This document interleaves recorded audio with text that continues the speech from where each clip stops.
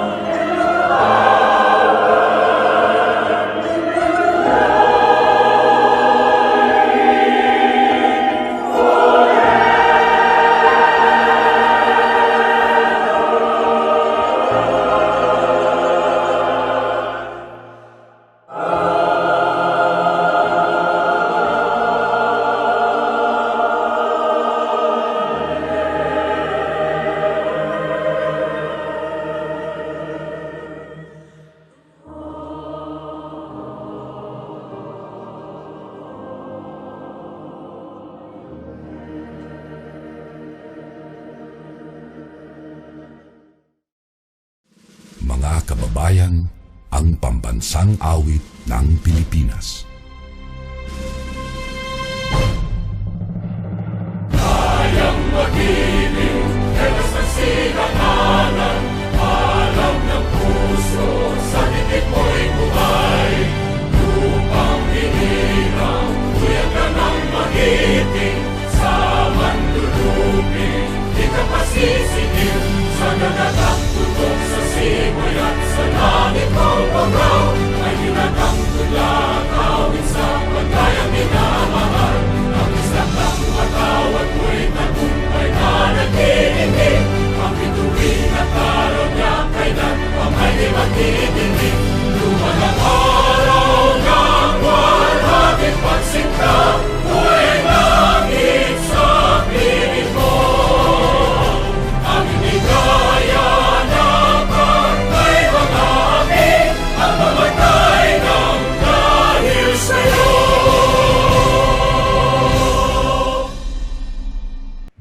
Thank you very much. Ma'am Feby, are you here? Okay, we'd like to call on Yes, ma'am. okay, Ma'am Febs, go ahead. Yes, good morning once again, and welcome to this CHE or College of Human Ecology webinar series. Before we begin, let me remind you of some webinar rules. This webinar is being recorded, and you may put questions or raise your concerns later on by raising your hand after the speaker. And then a feedback form will be given at the end of the session, and we are encouraging everyone to please accomplish the feedback form for a certificate. So now let us welcome our beloved Dean, Dr. Raden G. Piadoso, for an opening message. Maraming salamat, Feby. Okay, isang magandang umaga sa ating lahat. Sa pamumunuan ng Kolehiyo ng Ekolohiyang Pantao, ang Execom, at saka mga kaguruan, mga kapwa-guro sa pamantasan ng Pilipinas sa Los Baños, at magandang umaga rin sa ating tagapagsalita ngayong umagang to. Kay Katherine, Jane, Sawi. Tama ba yung pagkakapronounce ko? Kasi ayoko, in short, Karen na lang, Karen. Bata ka pa naman. Ayoko tawagin kang KJ yung initial. Tama ba yung pagkakapasawi? Yes po. Okay. Ayoko yung mabilis. Anyway, magandang umaga muli sa ating lahat. At isang umaga na maganda, sikat ng araw dito sa Los Baños. At nagpapasalamat kami higit sa lahat sa iyo, Karen, sa iyong pagkapaunlak sa aming paanyaya bilang maging isang tagapagsalita o resource person sa aming webinar series. Lalo na sa topic na Designing Assessment Tools for Flexible Learning. Isang bagay na makakatulong sa mga kaguruan, hindi lamang ng pamantasan, kundi ng iba pang sektor ng ating pamantasan. At nagagala kami na sa pangunguna ni, siyempre, ni Greg. Greg, are you there? Nakakapi siguro. Hindi sumasagot eh. Dito ako, sir. Mukhaan ko ka pa. Anyway, so salamat sa Greg at sa mga nag-organize itong Segirap webinar series. So, ang ating tagapagsalita na mag-ibigay sa taga Wesleyan University pala, Kabanatuan. Kabanatuan nga ba? Tama ka rin, no? Yeah. I'm from San Miguel, kaya dinadaanan mo yung San Miguel, Bulacan. Pupuntang Kabanatuan, malapit lang. So, sa kaguruan ng pamantasan ay kapasalamat kami sa mga lumahok dito sa ating webinar na to na pinangangalap natin o ikinakalat natin sa ating mga kaguruan upang matulungan at makapaghanda dito sa darating na semestre. At tamang-tama itong topic ni Karen para sa atin at makakatulong ng husto para sa ating paghanda sa papasok na semestre. At malapit na ang pasukan, September 10. So, alam ko, medyo nagkukubahog pa ang lahat. Pero itong ang topic ito ay makakatulong sa bawat isa sa atin. Kaya magandang umaga muli sa ating lahat. Salamat, Karen. At isang maganda papagpalang umaga sa ating lahat. Salamat po. Thank you very much, Dean Piadoso. And now let us welcome the CHE Curriculum and Instruction Coordinator, Dr. Greg Pawilen, to introduce our speaker. Hey, magandang umaga po sa ating lahat. Dean Piadoso, other college officials who are here, to our fellow faculty members of the University of the Philippines, Los Baños College of Human Ecology.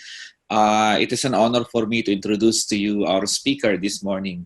So, batang-bata po ang ating speaker this morning, pero siya po ay marami ng karanasan sa field ng education. So, siya po ay nagtrabaho o nanilbihan ng matagal na panahon helping lot of children and youth para po sa education ministry ng kanyang ginagawa.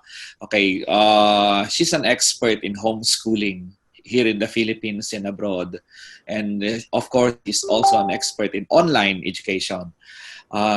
She finished her degree of Bachelor of Secondary Education, major in Physics and Mathematics at the University of the Philippines, Diliman. And I'm happy kasi nagtapos din po siya ng M.A. in Education, major in Curriculum Studies at the University of the Philippines, Diliman. Hindi ko po alam kung ilang subject ang pasok niya sa akin, pero definitely hindi siya pawilen major. So, ayun, maraming salamat Karen. Thank you. Welcome to the University of the Philippines College of Human Ecology and welcome to the University of the Philippines, Los Baños. Ladies and gentlemen, okay, fellow faculty members, Miss Karen Sawi. Maraming salamat po for that warm introduction. So, si Sir Greg was actually my mentor in curriculum. Most of my subjects in curriculum studies is under Sir Greg. So, makikita niyo po mamaya, some of the things that he shared, yung mga models na ginawa niya are some of the things that I will also be sharing. So, my topic for today is about designing flexible assessment tools. We will be doing some review on syempre, curriculum models and how to do learning outcomes. But before we do that, I just want to give a short introduction about myself. So I handled homeschooling of program of Homeschool Global, and the program I handled are those based outside the country. So they're really using flexible assessment tool as early as 2013 when I started doing homeschool with our families based abroad. So you know na napakarami pong OFW na nagtatrabaho sa ibang bansa. So what they would do is that they would bring their kids with them. And instead of sending them to conventional school where they are, what they would do is they would homeschool them. And for us to assess them, they are doing online learning. So we are using online assessment tools to measure and to find out how the kids are doing so that we can give feedback from them. Ngayon, dahil po sa nangyaring pandemic, most of us are actually in a position where we all have to adjust to the flexible learning. Kailangan na po nating magpunta online. It's not just those who are OFW who are sending their kids in a homeschool setting. Halos lahat tayo ngayon, actually, the kids are studying at home and they're doing independent learning. So I would like to share with you some of the experiences I have as I handled that program for several years. These are some of our practices and the tools that we find are effective as we go through the online learning. So we know that during the time of pandemic, napakaraming challenges po na pinagdadaanan ng ating mga estudyante at ating mga families. So one of the things is that there are lack of resources. Some of them don't have even desks or tables. Some don't have books and gadgets. A lot of parents are working, so yung mga bata, students that are left at home may not have the support that they need to be able to study. While there are also relational strain, remember that now students are no longer staying, for example, they are in LB. So pag nasa LB sila, some of the students from the provinces would actually live in dormitories and they are there focused on studying, but now they have to go home. They have to face not just yung mga financial issues, but even relational strains. So as they are studying this coming semester, they are not only thinking about the requirements they will be doing for school, they will also be handling some difficulties in the family, in the relationship, and some are having already what they call cabin fever because families have to stay together in one place 24 hours. While it may be good for some are actually experiencing naman conflict. So we also have to consider na napakaraming pinagdadaanan ng mga students natin, and those are some of the things that we need to think about when we design learning. There's also the problem of learning space. Some students have very small homes, so perhaps they're sharing even rooms with their sibling, and it would be difficult to find their own place to study. Of course, limited in connectivity. Some places, alam natin na walang masyadong internet connection. There's also financial instability. There's issue of health and safety. There's also the quality and quantity of ng interaction natin sa kanila is very limited. Before, they go to our class 3 hours a week, but now you only have to do synchronous learning for like once a week, 1 hour. and you need to make it as effective as possible. Of course, the level of engagement, iba pa rin yung discussion, you are in one classroom together, you can do discussions, you can do group activities, but now it's more difficult. It's also difficult to monitor the progress and the quality of learning that takes place. And when we are doing, for example, some assessment or learning activities, it's also hard to have a consistent feedback mechanism. Ang challenge natin ngayon is paano natin maipaparating in a fast way that these are our feedbacks sa lahat ng sinasubmit natin sa kanila or result of the learning activities that happen in our online classes. Of course, there's also the issue of health hazards, screen time, fatigue. A lot of countries now are saying that those students who started schooling early on are now experiencing screen fatigue.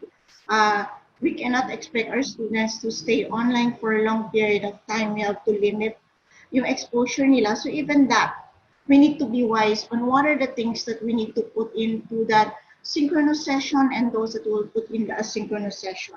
And of course, there's also a challenge of increased dropout of students. So there are really a lot of demands and challenges, but there are also opportunities. Now we see during the pandemic, we see that there is unity as we come together. NGOs, government sectors, and private sectors are coming together, pulling in resources and taking in initiatives to be able to overcome the challenge. May mga nagdo-donate, may mga gumagawa ng iba't ibang projects to support different sectors of societies that are in need.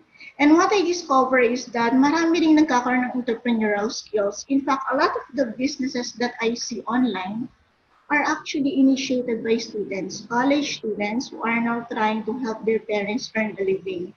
And maybe it's a good time to think, no, do you have students who are engaging in some small businesses at home? If yes, is there a way to incorporate those opportunities that they are doing at home in the courses that you're offering? Of course, there's also that bayanihan spirit. We've seen each other, nagtutulungan po tayo. Filipino ingenuity, we're thinking of ways on how to overcome things. We are very creative. And we also see that there's a lot of collaboration among educators this day on how to think of new ways to teach during this new normal. And as educators, we are now forced to think outside the box. That when we go to the classroom, we give lecture, students report, we give assessment, that's it. But now we can't do the same thing that we used to do. So we have to rethink our educational practices. Now, I want to show you two photos. One is yung tent on your left side is owned by Sir Efren Kabatay. I don't know if you know this already, but he would spend hours on this tent waiting for internet connection so that he can enroll his students for the coming school year kasi wala silang internet connection. The one on your right is a student from India who has to stay on a mountain top mula 8 a.m. to 2 p.m. because that's the only place where they have internet connection. Now my question is, how can we help those students and teachers who are encountering internet connections? Are we going to force them na dapat pag meron tayong classes or assessment, they really have to endure such hardship? Because we have to now think of ways, how can we conduct our classes and how can we give assessments so that they can do it at the time na mas convenient for them. It means that when there is internet connection, can they upload it? What are the assessments that we can give so that they don't have to be pressured to be online when they are in a position na very limited yung kanilang availability ng connection. So, I want us to look at this graph. So, this one shows the things that we could do in classes depending on the immediacy. Do we need urgent feedback from them? Or low immediacy, it's not urgent, we can wait. Do we have low bandwidth or do we have high bandwidth? So here, you can see that if you have a high bandwidth and you want immediate response, you can do video conferences or audio conferences with your students. And in the same way, if you are doing assessment, they can also do this. You can just bring them in one space together. You can have perhaps presentations from them so they can do this reporting. So, pero what if you need an immediate response, but you have low bandwidth, the one in blue? So you can actually make use of collaborative documents and group chat messaging. Now, if we're going to look at the left side, meron tayong low immediacy. And if you have high bandwidth, it means you need response pero hindi as soon as possible. It can wait. So pwedeng pre-recorded videos, pre-recorded audios, asynchronous discussions with videos, and asynchronous discussion with audio. So these are things that you can just upload in your LMS. So pwede kayong gumamit ng Canvas, ng Google Classroom, and other platform to be able to upload all these materials. But if you have low immediacy and you also have a low bandwidth, you can go to email. You can have discussion boards with text messages, readings with text messages. So pag tinignan natin, we can actually explore different means on how to deliver instruction and as well as how to deliver assessment with our students depending on whether we need the feedback right away or can it wait? It is low immediacy or kung may high bandwidth tayo or low bandwidth. Now, I want us to think of the profile of your students. Do the students in your class belong to the red quadrant? Most of them have high bandwidth. Kasi if they do, then you can think of assessment that can involve recorded videos, recorded audios. You can do a lot of conferences. But if a lot of your students are belonging to those groups that have low bandwidth, then you may have to consider other means of learning activities and also assessment. So you may have to explore collaborative documents like Google Docs and chat messages. So now, we are at the age where we are really dependent on technology. So my recommendation is focus on one or two LMS only. I know it can be exciting. Pag may narinig tayo from our colleagues na maganda tong platform na to, my suggestion is for your class, use one platform first. If there are new ideas that comes out, explore it first, itry nyo, pero don't use 2 or 3 LMS at the same time where you will upload the resources because it will be difficult to track where you posted certain activities or assessment that for them to do performance tasks. And it's hard for them also to track kung saan mo ba pinost yung say project or exam or discussion. So one LMS at a time. Use one MLS at a time, and as much as possible, choose one comprehensive. You can upload videos, you can have chat groups. I know Google Classroom is a really easy to use and efficient means platform. So, pwede nating explore yung other LMS, pero make sure na it's easy to navigate and easy to use. And then when we're using technology, we need to ask, what are the intended learning outcomes? Is the technology you are using going to help your student learn? Because minsan may mga LMS na they're very cool, parang ang ganda nilang gamitin, no? Ang ganda ng interface. Pero pag tinignan natin, kailangan ba yon for learning to take place? Because sometimes there are too much animations, ang daming tabs na pwedeng explore. Pero sometimes it can distract the students from actually focusing on the needed tasks and tools that are appropriate for your course. Of course, engage student in learning, be strategic and purposeful in choosing technology and integrating it into the curriculum. Like what I said, avoid using multiple platforms for one course. When you're experimenting on a new tool, huwag muna kayong maglagay doon ng new set of students. For example, you all enroll them in one platform. Huwag niyong simultaneous gamitin. Siguro if you want, you can try it within the faculty. So, for example, someone discovered a new platform. You can explore as a team in the CHE, and then if you think that it works, itry niyo yung mga features ng LMS na yun, and then that's the time when you make the students use, when you're so sure that it's really appropriate for the needs of your students. And it has to be user-friendly and easy to navigate. Make sure that each week, student must complete various assignments. So, ang goal ng LMS is to have constant interaction with their students. Hindi tayo mag-iwan ng isang learning activity doon or isang task tapos bubuksan na lang natin ulit next week on your next schedule of classes. As much as possible, in between those sessions, you need to check and have constant interaction with your students. So one of the things that we have to establish during this time of flexible learning is we need to develop social and cognitive presence. So one of the articles that I read talked about designing campfire activities. So they're saying that from prehistoric times, human beings, even the time na naghahunt pa sila, they would gather together in campfire and they will share their experiences and activities. And also growing up in mga camping activities tayo, di ba? Yung may campfire, may magro-roast ng food, and then we gather together and share our stories. The idea with online learning is we can also develop, and actually we need to design so that our meetings will have that campfire experience, that all members of the class, students and teachers, will go into the platform together and get to know one another, sharing their authentic personal stories. So during your first week, explore your students, engage them in a conversation, get to know them. I hope that you will not just upload the list of syllabi requirements and tasks to them, and that's it.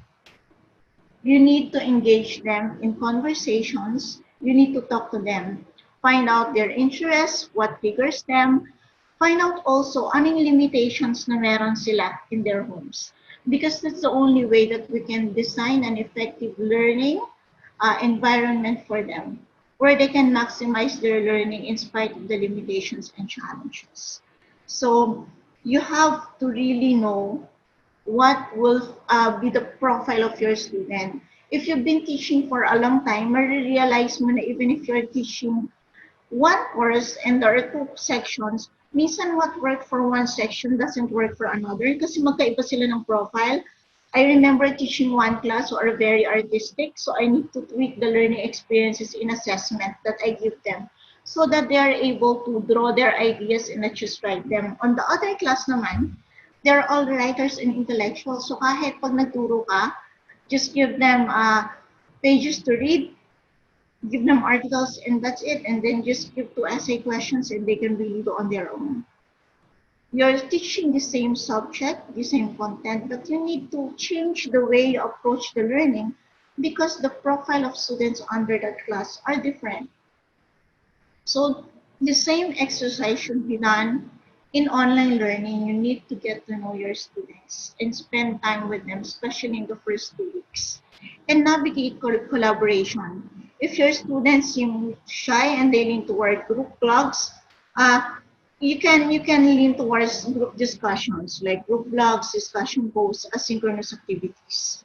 But if they seem more outgoing, you can consider posting real-time presentations, group meeting, and social media platforms. So students may be busy or living far away from each other, so they may not live in the same city. So kailangan even yung time zone because I know that there are also some international students. So even that, you have to set the appropriate time for you to conduct your classes and design a platform wherein the students can still collaborate even though they're living far from each other. So dito papasok yung mga discussion rooms. So actually, it's one of the things that we can really explore in Canvas, one of the LMS platform na popular right now and what we are using. There's a discussion platform where you can post articles, videos, activities for a group. You can post it for the whole class, or if you want to assign it to different groups, you can do so. And they can just interact on their available time. So magpo-post ka doon, they can read, they can respond, and then another students will also respond. And you can choose whether you will grade those discussions or not. Pwede mo silang gamitin formative assessment, or you can just also use it as a learning activity. And grant autonomy, be flexible with your students. Provide several options for group work and even for assessment. Set goals and invite your student to draft their own proposal as to how they would like to proceed in groups. So when you're designing activities or assessment, you may want to ask your students, what do you think will be an effective means of doing assessment with them? For example, na-realize na a lot of them are actually living in places where there is low connectivity. So ano na yung pwedeng madaling i-upload? Of course, we cannot do the usual thing in UP na reporting. Dati kasi in most classes, especially in MA, you just go into your class and then assign reports for everyone. And then the reporter would just talk for 1 hour and then another reporter for the next hour. So ngayon, dahil hindi na natin pwedeng gawin yan, kailangan pag-isipan natin ano yung akma na assessment na pwede natin ibigay na ma-measure natin yung learning that took place in that student, pero hindi nako-compromise yung quality ng feedback mechanism natin. So, one of the things we need to look at is the authenticity of learning that takes place. How do we humanize online learning and assessment? So, I would like to propose 3 things.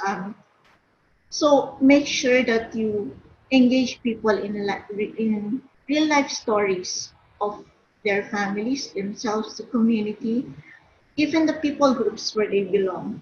So one of the things that works is that storytelling is actually a good um, tool when you are engaging students and when you want to get genuine feedback from them.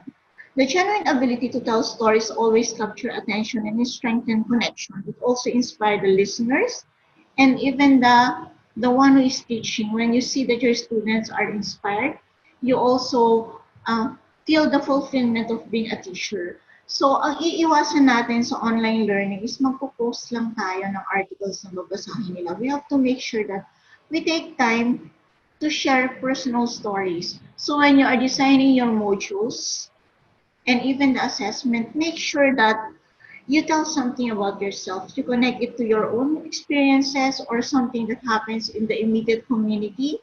Connect it to relevant issues that happens in our nation or even the world. And give your personal insights and feedback so that as they go through the materials that you are sending them, it becomes more personal and human. And in the same way, since you have already established sharing of personal insights and thoughts, you will also let your student share their own personal stories. So kung before ang assessment natin, may pen and paper and essay, and then that's it, they submit it. Now, we have to provide avenue for them to express themselves and share what are the things that they are going through. Remember that now they are locked inside their homes and they need to have an avenue to actually express themselves and process what they're going through. So as we design assessment, we have to think, am I allowing my students to share their own stories and somehow be part of the coping up mechanism na kailangan nilang pagdaanan para ma-process nila yung learning nila as well as yung pinagdadaanan nila in their families and in their lives. And then show yourselves. Filming a few videos or hosting a few synchronous meetings throughout the course will add authenticity. So if you can take a short video of you, pwede sigurong short lecture, 10-15 minutes, or you came across something interesting throughout the week, pwede kang mag-record ng video, i-post mo sa klase mo, or kung gusto mo mag-live discussion, make sure that nakikita pa rin nila tayo. And in the same way, let also students share their videos of themselves. Pwede silang mag-post ng, allow them to post ng vlogs or perhaps photos, documentations of the things that they experience as they are learning. So you allow each other to share pieces of your daily life activities. And we can actually put them together in a portfolio that will be part of their assessment. So be involved, like what I said, interact with your students constantly. When you're using LMS, make sure to check it regularly. And when you give feedback, hindi po natin sana hihintayin na isang linggo, 2 linggo bago tayo sumagot. Make sure that we respond sana within 24 to 48 hours. Kasi we want to catch yung fresh ideas nila and we want to be involved in how they are going through with their life experiences. Remember, education is not just a cognitive process, it should be holistic. So a healthy person with a healthy mind and a healthy emotion will be able to learn better than one who is depressed, who is down. So part of allowing students to learn is that the teachers as educators should be present. Remember na wala na dito yung mga org mates nila, wala na yung mga classmates nila na madalas nilang makita. And one of the presence na mararamdaman nila online are teachers, and we may have to do counseling with them, we may have to encourage them. And we can only do that if we are there to catch those moments. So I want us to look at the 21st century skills. This is the list that I saw. Napakarami na ngayon, 12. But if we are looking at this list, I want us to think, what do you think are the 4 important skills that you need to target for this? Just for this semester, what are the skills that you want to cultivate in your students? Critical thinking ba? Creativity? Or if you know that your students are already smart, they're already critical thinkers, then maybe you can focus on their creativity, on their leadership. So, at the start of the SEM pa lang, kailangan natin pag-isipan ano yung mga bagay na gusto nating pagtuunan ng pansin. Kasi lahat ng to hindi natin kayang pagsabay-sabayan. We need to identify what is it that they truly need at this time. And when we have identified that, we can intentionally incorporate it into our curriculum. So for this morning, I'd like us to think of 2 things. So this one is actually a model created by Sir Greg about creative pedagogy. If you want creative students, syempre kailangan yung pedagogy natin, the way we teach them should also be creative. So, kailangan natin na bigyan sila ng constant challenges. We need to put them in a situation where they need to think outside the box, where they need to solve challenges. We need to give them opportunity to constantly communicate, to interact, to share ideas with one another, to conceptualize. Think about what are the norms now and what are the things that we see around. May mga bagay ba tayong pwedeng baguhin? May mga bagay ba tayong kailangan improve? What are the things that we can do to make the world better? And to create.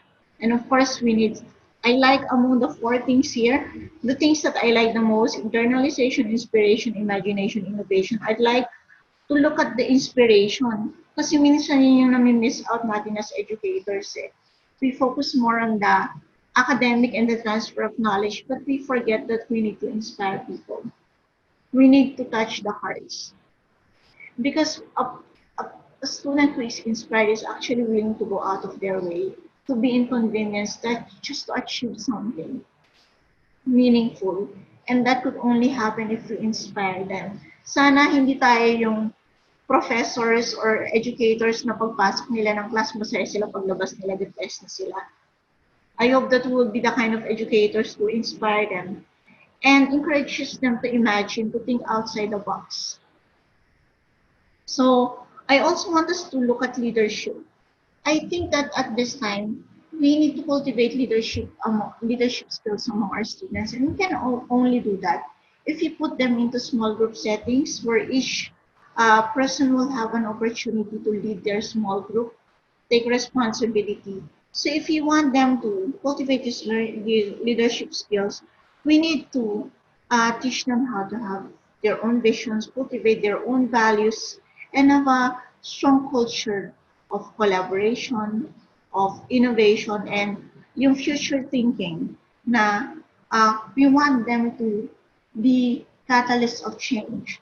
We also want them to be connected to other people, leaders and others, so capacity building. We also want to cultivate yung personal skills nila, mindset and values. We need to teach them to be introspective, to reflect on themselves, and also share responsibility with leaders in the system, that leadership is not just about it, but leadership is also partnering with the people around us. So my question is, when we are designing learning and assessment, are we giving them opportunity to reflect, to collaborate with others, to think about what are their visions for the future? Are we allowing them to engage with the immediate community around them?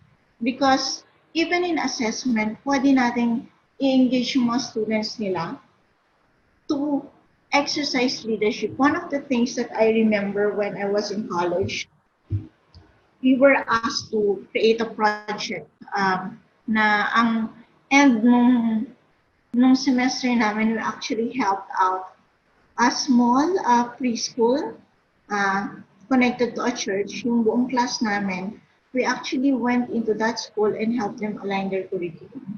So for us to be able to deliver that assessment successfully, yung group namin need to talk, we need to plan, we need not just talk among ourselves, but we need to coordinate with the teachers in the community. We need to coordinate yung mga head teachers doon. So it is an assessment, yes, we need to conduct a training and help them align the curriculum, but in that process, nakuha even yung leadership skills namin. So are we designing intentional assessment in such a way that we are fostering yung creativity and cultivating yung leadership skills ng mga students natin? Of course, when we are talking of pedagogy, and we also need to look at millennial learners. Anong klaseng learners ba sila? So, they like to, this is also similar to what I've already shown earlier. So, titignan natin, ano ba yung mga millennial learners natin pag tinignan natin sila sa framework natin? So, sila, kung mapapansin nyo, they love talking, they like doing discussions. A lot of them are always online. They're chatting with their friends, posting blogs, discussing their ideas. So kung ganun sila kabilis sa communication and collaboration, and they also love to take initiatives. One of the things that is really inspiring for me is when I've read that a lot of small groups ng teenagers are actually starting a business together so that whatever earnings they have, they will use that to help yung mga taxi drivers and jeepney drivers in the community na walang pagkain. So ganun sila. Very into strong community and they want to change the world. That's the kind of learners that we have. Now the question is that also the kind of education and learning na fino-foster natin inside the classroom?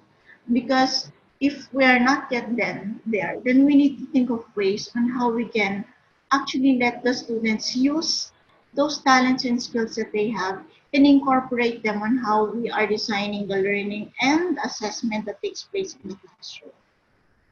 So I want us to look at this curriculum development model by Nichols and Nichols. So you start with situation analysis. Ano yung context ng curriculum natin? Ano yung current needs ng mga estudyante natin? Ano yung kalagayan ng community or ng society kung saan nakapaloob yung curriculum na yun? And then, if we come up with having a clear picture of that context, ano nga yung objectives? What are the things that you want to achieve this semester for your students? And what are the contents that you should include in your syllabi and the methods so that they'll be able to achieve the objective? And from there, syempre, we need to evaluate. Did the learning actually takes place? So dito papasok yung assessment. So yung assessment natin should be closely related to the objectives kasi ang goal natin, whatever objectives that we set for our students, dapat yun yung ma-measure natin. So assessment is the process of planning, collecting, analyzing, and reporting information about student learning. The nature of assessment is current to everything that students do because it governs how they study and learn. The role of assessment to be above all to support the improvement of learning and teaching. So yung assessment, hindi lang siya natin gagawin at the end of the semester or in the middle, just so we can give a grade at the end of the semester. It should actually be taught and planned well. Kasi remember, students will study based on the assessment that you give. Kung ang course natin, ang output nila, ina-expect nila that they will have a midterms and finals, pag-aaralan nila even the smallest detail because it may come out in the test. But if your requirement is reporting once a quarter in a paper, they will just focus on the two assessments. And the rest, hindi na nila yan masyadong iintindihan because may nature yung learner that they would only really focus on the things kung saan sila gigradean, kung saan magagaling yung grades nila. Now, so ang question is sa atin when we are designing this type of assessment, are we intentional? Pinag-iisipan ba natin kung ano yung objectives natin? Ina-align ba natin yung assessment natin dun sa objective para makita natin kung paano natututo yung mga students, or are we choosing assessment that are efficient for us? May mga assessment kasi na as educators madali sa ating issue. And sometimes there's a tendency for us to veer in adopting those assessments. So there are different kinds of assessment diagnostic at the start of the usually semester to gusto natin malaman how they are doing. Formative assessment, this happens towards the semester. It serves as a feedback mechanism to see how the students are learning. So somewhere in the semester, as you give yung formative assessment, usually quiz yan, recitation, and other, and short papers, doon natin nakikita, may kailangan ka bang i-reteach? Were they able to get the concepts that you're teaching them? Because if not, ideally, formative assessment should tell us to reteach or strengthen yung mga areas na kung saan nakikita natin na hindi pa nila naiintindihan. Summative, of course, that happens towards the end. We assess the overall learning that takes place in a semester or in a year. Ipsative learning, that's where we measure the progress of the students. Based on their last performance, did they improve? Or lalo bang bumaba yung score nila? Kasi the purpose of this kind of assessment is for us to help students overcome challenges and difficulties. So, norm reference test, this is usually exams that we give, and we give the scores usually in terms of percentile. So, based on the overall test takers, ano yung placement ng students na yun. So, it usually cover a wide scope of topics. Ang criterion reference naman, it is based on specific knowledge, specific discipline. So they're going to be tested and given items, for example, in science, and there's a score that they will get, whether they will pass or they will fail, and get a numerical score. Ito yung madalas nating binibigay when we're also taking mga licensure exam, that's the criterion reference test. Now, let's think, what are the types of assessment that we usually give to students? And let's sort of pause for a while and think, when I give those assessments, what are the things that I actually consider when I am designing those assessments? Let's say from my own experience, there is a tendency to choose assessment tools that are easy to administer and to check in order to make things more efficient for us teachers. So learning experiences are also often graded as assessment. In all my years in UP, ang madalas mong assessment ng professors ay reporting. And nakita ko yung kung gaano siya ka-effective for professors kasi they don't have to prepare for their classes. They will just assign topics for me to report and topics for all the students. They will just enter the class, sit at the back, I will teach or our group will teach. So, kami gumawa ng learning assessment, ng learning experiences, learning activity. But at the same time, it will also serve as my assessment. So, my prof would just basically say a few notes at the end of the report, or maybe ask us some questions and then move on to the next reporter. Napakadali. Pero, if we're going back to the model that I showed earlier, kung yun lang yung assessment na gagawin natin throughout the semester, did we actually meet all the objectives that you set for your course? Because of course, reporting only touch one skill set. If you want to touch other skill set and cultivate yung creativity ng students and their ability to think critically, you may need to have other forms of assessment. So students prepare learning activities like what I said for their classmate, tapos you are graded based on that. Sometimes teachers overlook and fail to consider also the needs of students when they're giving assessment. Pag sinabing eto yung assessment, minsan hindi na natin iniisip kung nahihirapan ba yung mga estudyante kung kaya ba nila. I think alam ko part ng culture ng UP na we should find ways to deliver. But right now, during the pandemic, not having internet connection is something na hindi basta-basta pwedeng gawa ng paraan ng estudyante kasi hindi na creativity kailangan mo doon. It's an external factor. So now, we need to think of ways paano natin sila ma-assess kung hindi na pwedeng reporting. Kung hindi pwedeng puro paper na lang. Kasi before, we can just do paper kasi may ibang magre-report and then you reflect on it. But now, what are the things that you can do to make learning and assessment effective for them. Now, I want to show this model by Gerald Kemp.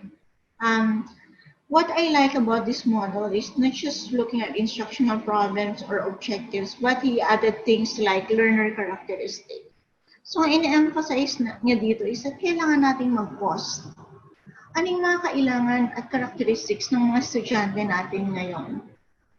Kasi kailangan i-incorporate natin yun. Yung mga tasks na pinapagawa natin at ipapagawa natin sa kanila, we need to break down the steps and see, is it something that is doable depending on the condition of most of your students. So kung nasa probinsya na yung mga estudyante natin, i-list natin yung task na gusto natin ipagawa. And we need to ask ourselves, kaya ba nilang gawin to on their own? Kasi if not, then we need to change the assessment and the learning experiences na ibibigay natin sa kanila.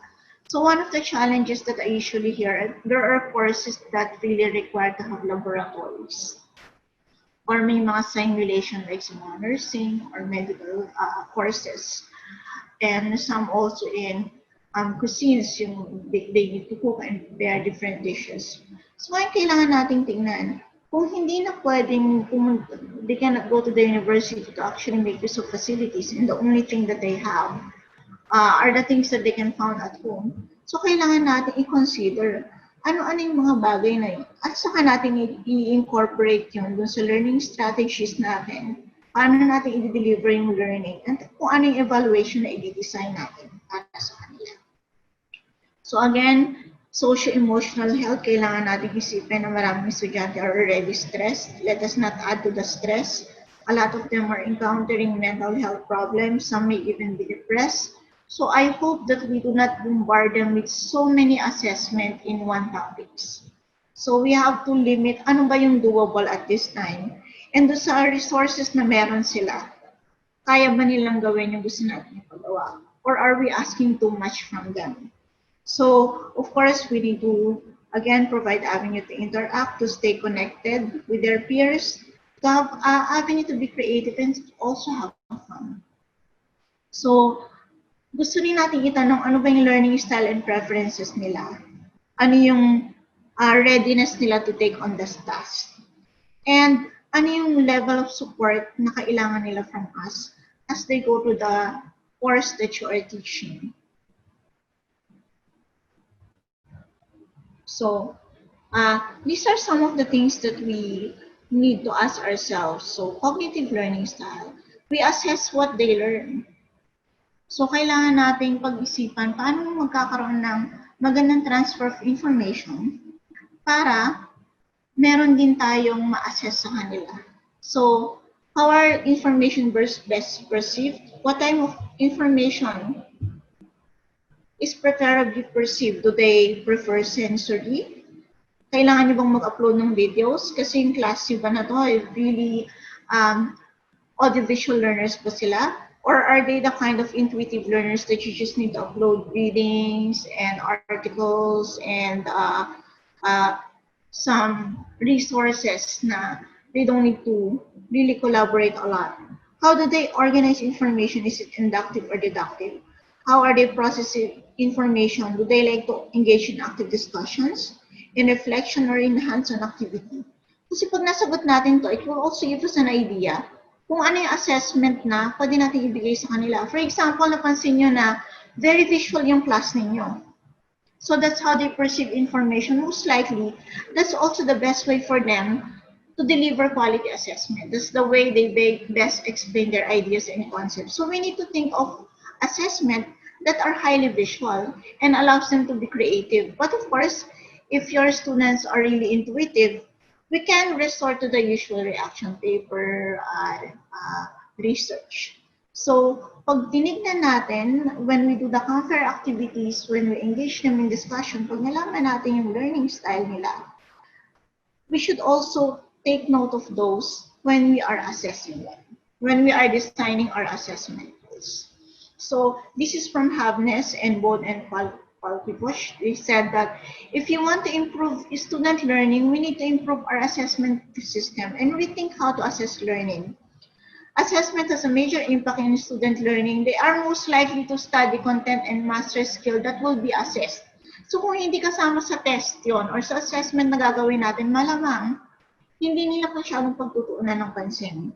Thus, how we assess and what we assess will have an impact on what they will study. I still remember that the concept that I know until now about curriculum are the topics I reported.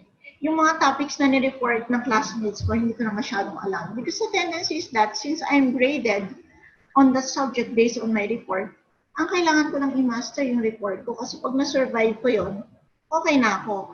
Pag nag-report yung classmates ko, mag-a-ask na lang ako ng konting question, magbibigay ako ng insight because there's a rate for participation. But pretty much the rest of the topic, I will not delve into those ideas as much as I did on my report. So, kaya kailangan pag-isipan natin yung assessment ba natin, intentional ba yon na ina-ask yung student to constantly study? Or is it telling the students na pag alam mo na isang topic, okay ka na makakalusot ka na for the rest of the semester? So, as I want us to think of these questions. What are the assessment tools that you often use in your classes? Sa mga nakaraang taon, ano yung madalas na assessment na binibigay ninyo? At ano yung factors na kinoconsider nyo in deciding kung anong assessment tool lang gagamitin? At ano ang basis mo sa pag-decide? So pag inisip mo ano yung factors na i-consider mo, ano yung deciding factor mo na what made you decide this is really what you're going to use? So I want to give 1 or 2 minutes to think of those things.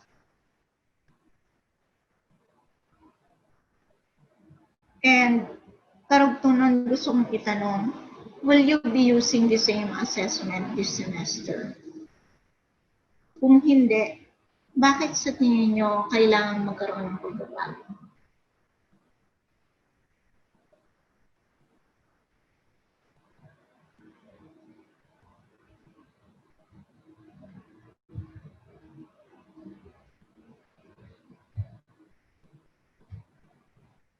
Okay.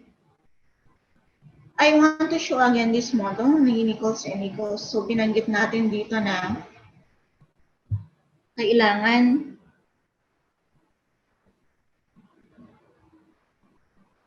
okay, how do we diagnose a student's learning style? Actually po, there are a lot of learning styles.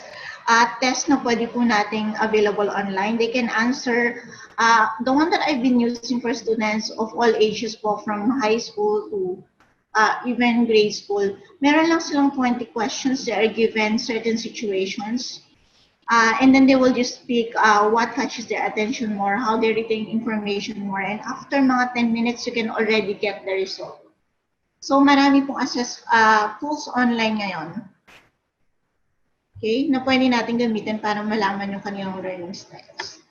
So I'll be answering some of your questions at the end.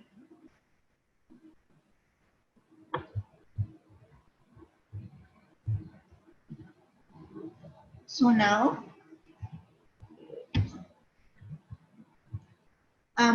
assessment, one of the things that we need to think about when we're doing assessment is that when we have our intended learning outcomes at the start of the semester, not all the intended learning outcomes are actually the same as the actual learning that takes place after you teach the subject. So assessment actually measures kung na-achieve natin yung intended learning outcomes because it will provide feedback to learners. It determines how well the learners have achieved the goals and learning outcomes. It provides information kung paano natin i-improve yung curriculum. Madalas po kasi, no, especially in college and in graduate school, when we submit papers, very rare na nakakakuha tayo ng feedback other than the numerical grades. But ideally, when you design your assessment, it is supposed to give feedback to the learners how well they are learning. So we should be intentional na hindi lang natin bibigyan ng, hindi lang mag-aabang yung estudyante sa dulo ng semestre kung 1, 1, 2, 5, 2, o 3 yung grade niya. Dapat pag binigay natin yung assessment sa kanila, magbigay tayo ng feedback. Kasi that's one of the powerful uses of assessment. Ino-note natin doon at what they did well, what are the room for improvement. Kasi pag pinpoint out natin yon sa assessment na binibigay natin, it will help them learn better.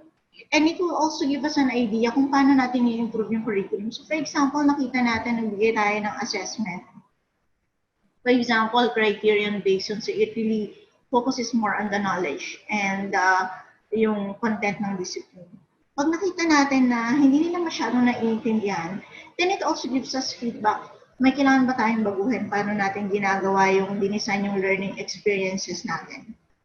May kailangan ba tayong baguhin kung paano present yung lesson? Or yung mismong assessment ba masyadong mahirap para sa kanila o hindi ako? So it also gives, allow learners in their personal decision making.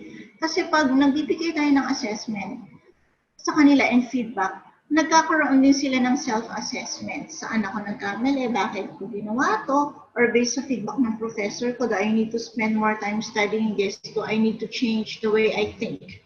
So nagkakaroon din sila ng decision making once we give those valuable feedbacks. And it provides useful information to educators kung paano i-revise, i-clarify yung goals, objectives, and learning outcomes. Now, in the next 3 to 5 minutes, I want us to write learning outcomes for the course that you are currently handling or teaching. Can I ask for our faculty, can you write at least 2 or 3 learning outcomes for your course? Pwede po natin isulat sa chat box natin. It's just an exercise.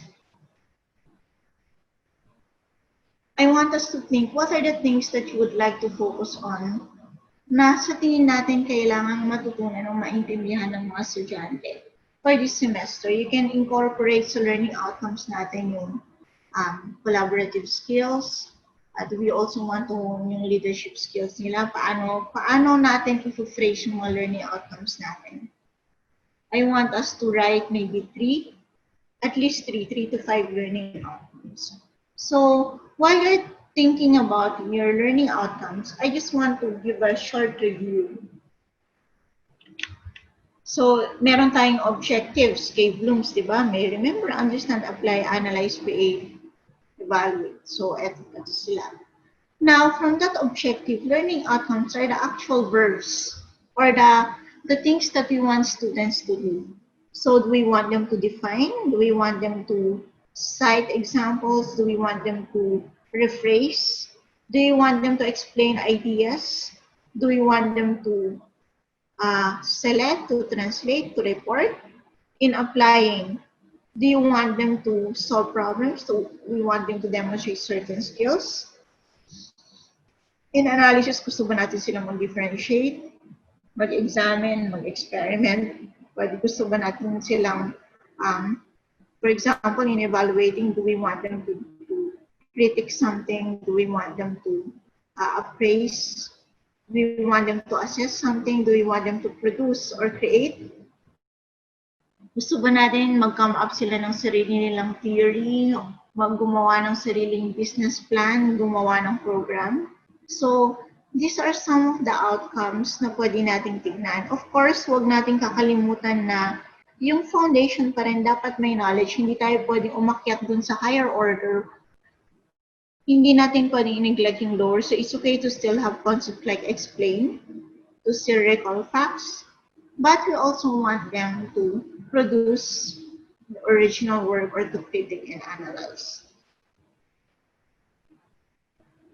So, yung learning outcomes natin kasi ina-identify nun kung anong essential, pinakamahalaga na kailangan nilang maintindihan at ma-master when they are learning your course. So learning outcomes describe the knowledge, skills, and applications of the knowledge and skill a person has acquired to be able to demonstrate. So dapat clear, concise, at easily understood.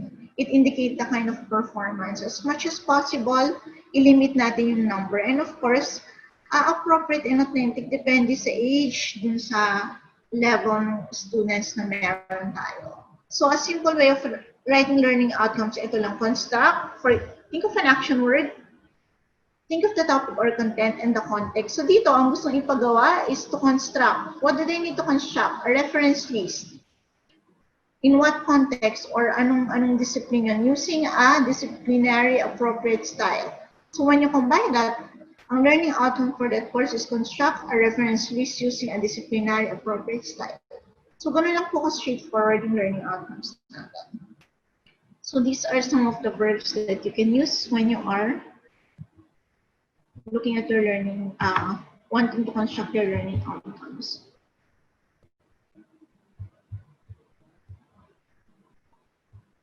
So I would like our faculty po to share some of the learning outcomes that you have for your courses. So can I ask some of our faculties to craft maybe 2 or 3 statement?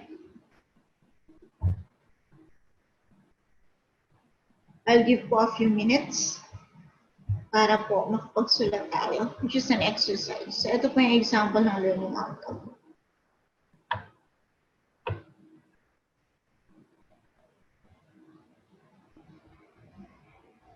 So 3 to 5 minutes po.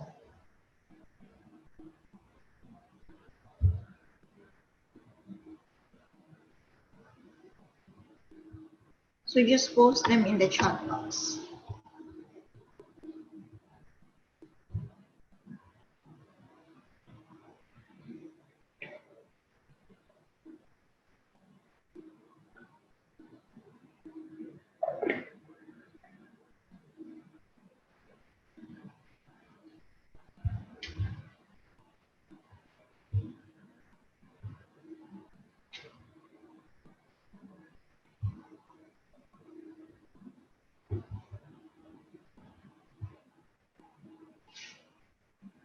So again po, please feel free to type your learning outcomes for your courses.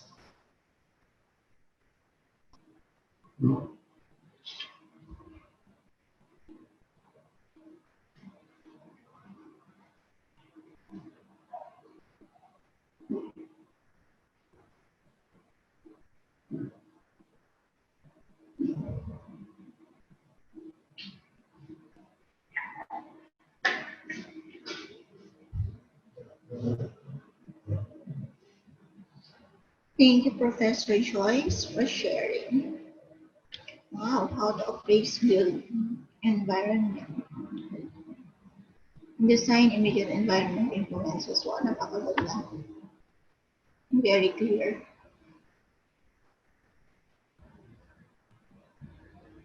Wow. Design and appropriate skills training program. Actually, pwede po itong gawin talaga. You can do online collaboration with different organizations in designing yung training program for you. And this kind of assessment is a long-term assessment.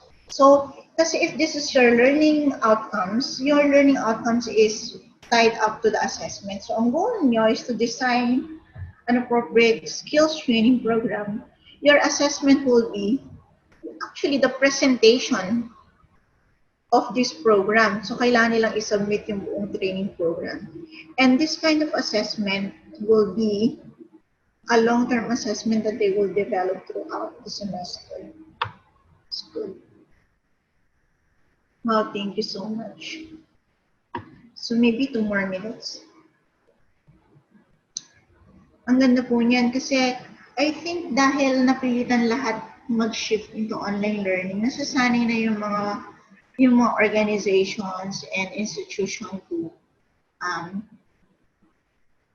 go out of their way to meet people that they've never met before and make yung mga tie-up and coordination with like universities. So I think magiging magandang part ng assessment natin yung doing outreaches, creating program for those who are new. But of course, huwag natin kalilimutan, katulad ng mga binanggit dito, part pa rin yung discussing the importance and significance of concept. So discussing, explaining concept should still be part. Kasi ang dinidesign naman natin na plan or pag nag-create tayo ng mga programs, based pa rin from a solid knowledge, solid facts. So it's good that we're seeing good balance. So let's now move on. So like what I said earlier, ang gagawin ng assessment, pag meron tayong binanggit na learning outcomes, titignan lang ng assessment kung na-achieve ba natin yun. So kung ang learning outcome natin, for example, is discuss, dapat meron tayong assessment that has to do with discussion. So it's either we assign them a topic na pwede silang gumawa ng essay or reflection or gumawa ng research or pwedeng case study na i-analyze nila. So make sure that what you do have in your learning outcome is the one that you will be measuring in your assessment. So, of course, kailangan nating alalahanan din yung instructional strategies. So, ngayon, I think one of the things that we need to consider now is yung small group format. So, you can group your students 2 to 10 people and then you can discuss online, post a question, pwede kayong magbigay lang upload ng case study or videos for them to watch. And then they can collaborate and discuss together. So ngayon kasi, I think a lot of learning will be happening asynchronous. And of course, since it's asynchronous, the students will not be giving their insights and ideas all at the same time. So maganda na one of the things that we're encouraging our faculty to do, for example, meron kayong isang class, and you're talking about a certain period in history, halimbawa EDSA. Pwedeng sa isang class, pwedeng kang mag-upload ng mga music na kinumpose during the EDSA revolution and ask them to reflect on that. And then pwedeng sa isang group mag-assign ka ng arts, visual arts, whether painting or sculpture that were made during the time of EDSA revolution. And then maybe one group you can assign articles. So, depende sa profile ng mga learners natin kasi pwede natin i-group yung class natin. And then we can give them different learning materials to examine. So as they discuss and collaborate on that, mas nagiging rich yung insight nila, lalo na if they're into arts and you ask them to interpret arts created at that time. They can really get a lot of ideas in for a lot of things because they're inclined to that. And the same thing with those musical inclined. So mayroon ngayon, dahil very personal sa kanila yung mga learning activities na binigay natin sa kanila, akma dun sa kung ano yung inclinations nila, mas madali at mas bukal sa kanila yung pagbukas yung isip nila na tanggapin yung information at i-process yun. So when we now assess them, provide avenue for them to discuss what they learn, mas nagiging rich din yung lumalabas na reflections nila. So, just some reminders, provide a balance of concrete information and abstract. Hindi kailangan puro abstract nang dapat meron din concrete examples. As much as possible, meron din hands-on activities alongside computer-based. So kung yung courses nyo possible ba na meron silang gawin either in their homes or in their immediate community without compromising their safety. Of course, when you're discussing theories, don't forget to give relevant and concrete examples to make it more meaningful. And provide opportunities to work together. Ito po yung paulit-ulit yung sinasabi, yung collaboration. And of course, when we're doing assessment na akma din doon, kailangan meron kang practical problem solving and at the same time, fundamental understanding. So when we're designing, pwedeng yung first part mo is testing on the knowledge part and then the latter part, you give them situations that they need to reflect on and evaluate. As much as possible, provide an open-ended question para makita natin kung ano yung they will problem solve more, they will think critically, they would think of ways on how to innovate. You can also ask them to formulate model or develop theory. So, and then recognize that it's okay to be creative and to think outside the box. I think ang difficult kasi sa educational natin sa Philippine system natin, masyado tayong nakabox in the kind of assessment na binibigay natin. So, kailangan i-assure natin yung mga students that it's okay to explore and present your learning in different ways using different platforms. So, I just want to show us yung mixed model of constructive alignment in curriculum design. So, kung gusto nating gumawa ng curriculum that are really effective, that will target what we want to achieve, kailangan isipin muna natin yung learning outcomes. From there, we need to design kung ano yung appropriate assessment that would really measure if the learning outcomes has been achieved. And from that assessment, okay, we will now be designing learning activities na akma. For example, demonstration yung gusto mong learning outcome. So at the end nung topic na yon, ang gusto mong i-present nila would be, of course, a demonstration then whether you would like them to send maybe videos or photos of their demonstration. Pero, paano kung yung learning activities mo ay puro readings, walang demonstration involved? That show that skills, dapat align. So, ang learning outcomes mo, gusto mo silang mag-demonstrate ng certain skill kasi yun yung i-assess mo. Then, yung learning activities and teaching activities mo has to do with demonstration. Maybe you need to look at materials na videos that demonstrate that skills, or kung pictures man yan, at least flowchart with a detailed step on how to do certain steps para ma-demonstrate yung skills na yun. For example, in nursing or in physical therapy, may mga steps talaga na kailangan i-follow. So make sure na naka-align yung tatlo. So, what will happen kung may misalignment sa curriculum? So kung yung topic mo, learning outcome, learning activity mo hindi align, there is no way for you to really find out kung na-achieve yung objective mo. In fact, mahirap ma-achieve yung objective mo kung yung learning activity mo hindi akma dun sa objective at hindi rin akma yung assessment. And also, the result of the assessment that is not aligned with learning outcome will not reflect if the student actually mastered the topic. For example, ang learning outcome mo is critical thinking skills. Gusto mong mag-solve sila ng problem, pero yung assessment naman na ni-require mo is just for them to echo what they know. It only require memorization. So yung assessment mo, hindi yung measure yung learning outcome, hindi sila akma. Okay? The students may not fare well since the intended learning outcome focus on analysis, pero yung assessment mo naman identify lang. Hindi natin in-assess yung tinuro natin. Okay? Or minsan naman, ina-assess natin yung hindi natin tinuro. Okay. If the learning activity is not aligned with learning outcome, halimbawa, yung learning outcome mo demonstrate their activity like I mentioned earlier, knowledge lang, the students will not have the right learning environment to cultivate and achieve the desired learning outcome. Kasi for them to master certain skills, kailangan tayo magpo-provide ng opportunity para ma-practice nila yon at magawa nila ng paraan para ma-cultivate yung learning na yon. So, kailangan nating pag-aralan na ang pag-design natin ng curriculum aligned. Hindi dapat question. Okay. So students learn in different ways. So students should also express learning in different ways. Nakabox kasi usually ang assessment natin, one assessment for all. For example, pag pinag-report ang isang estudyante, kahit hindi ako magaling mag-report dahil yun lang yung assessment na binigay sa akin, and I'm not good in communicating my ideas in oral form, it's possible that I will fail or not do as well as others, even if I know my subject matter very well. Kasi yung avenue for expressing my learning is only boxed in one kind of assessment. So I want to encourage us today that when we are asking our students, to do certain tasks, performance tasks to assess them, let us offer them multiple ways to show their learning.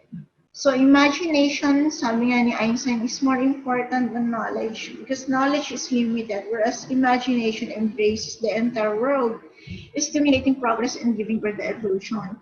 Ang tanong na, ang magandang itanong, yung kind ba ng learning that takes place in our classroom, are we allowing the students to imagine and be creative, or binabox ba natin sila dahil gusto lang natin na ipakita nila yung learning nila in one form that is easy to check and easy to administer in class.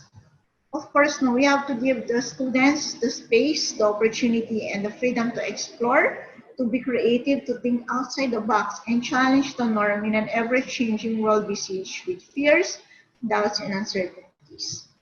So, meron lang po akong short question sa inyo.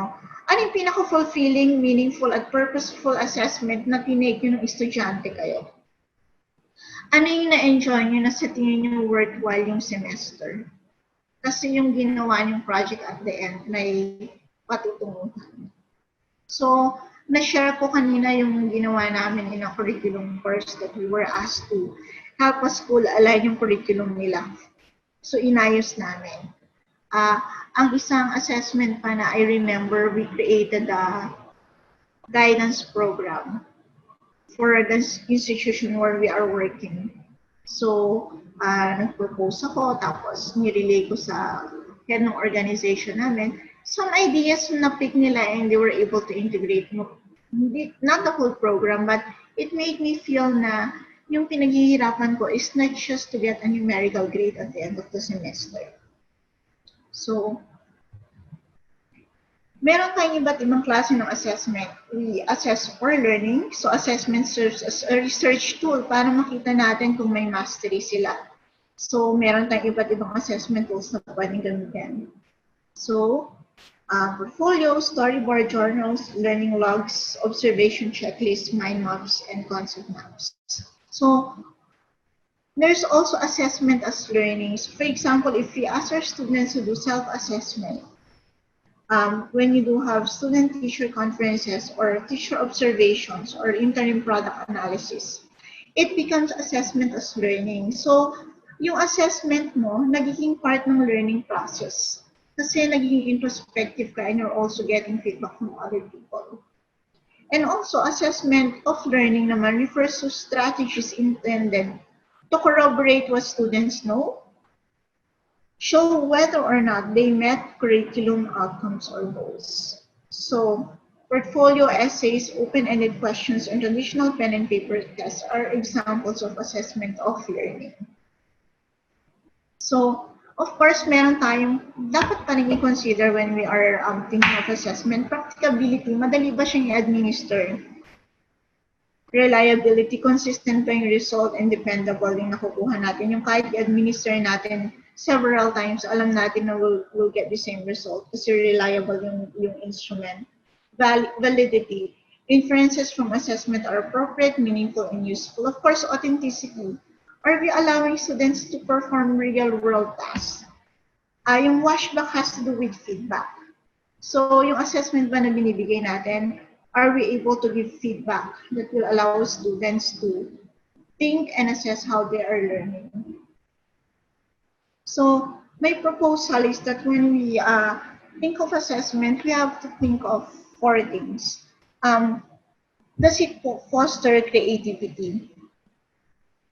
Inaalaw ba niya yung students na itap nila yung creative side nila in communicating what they learn? Is it authentic? Does it allow them to have a voice?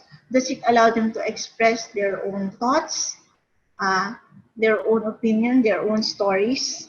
Is it collaborative enough that it allows them to interact with other learners and share the best ideas that they have?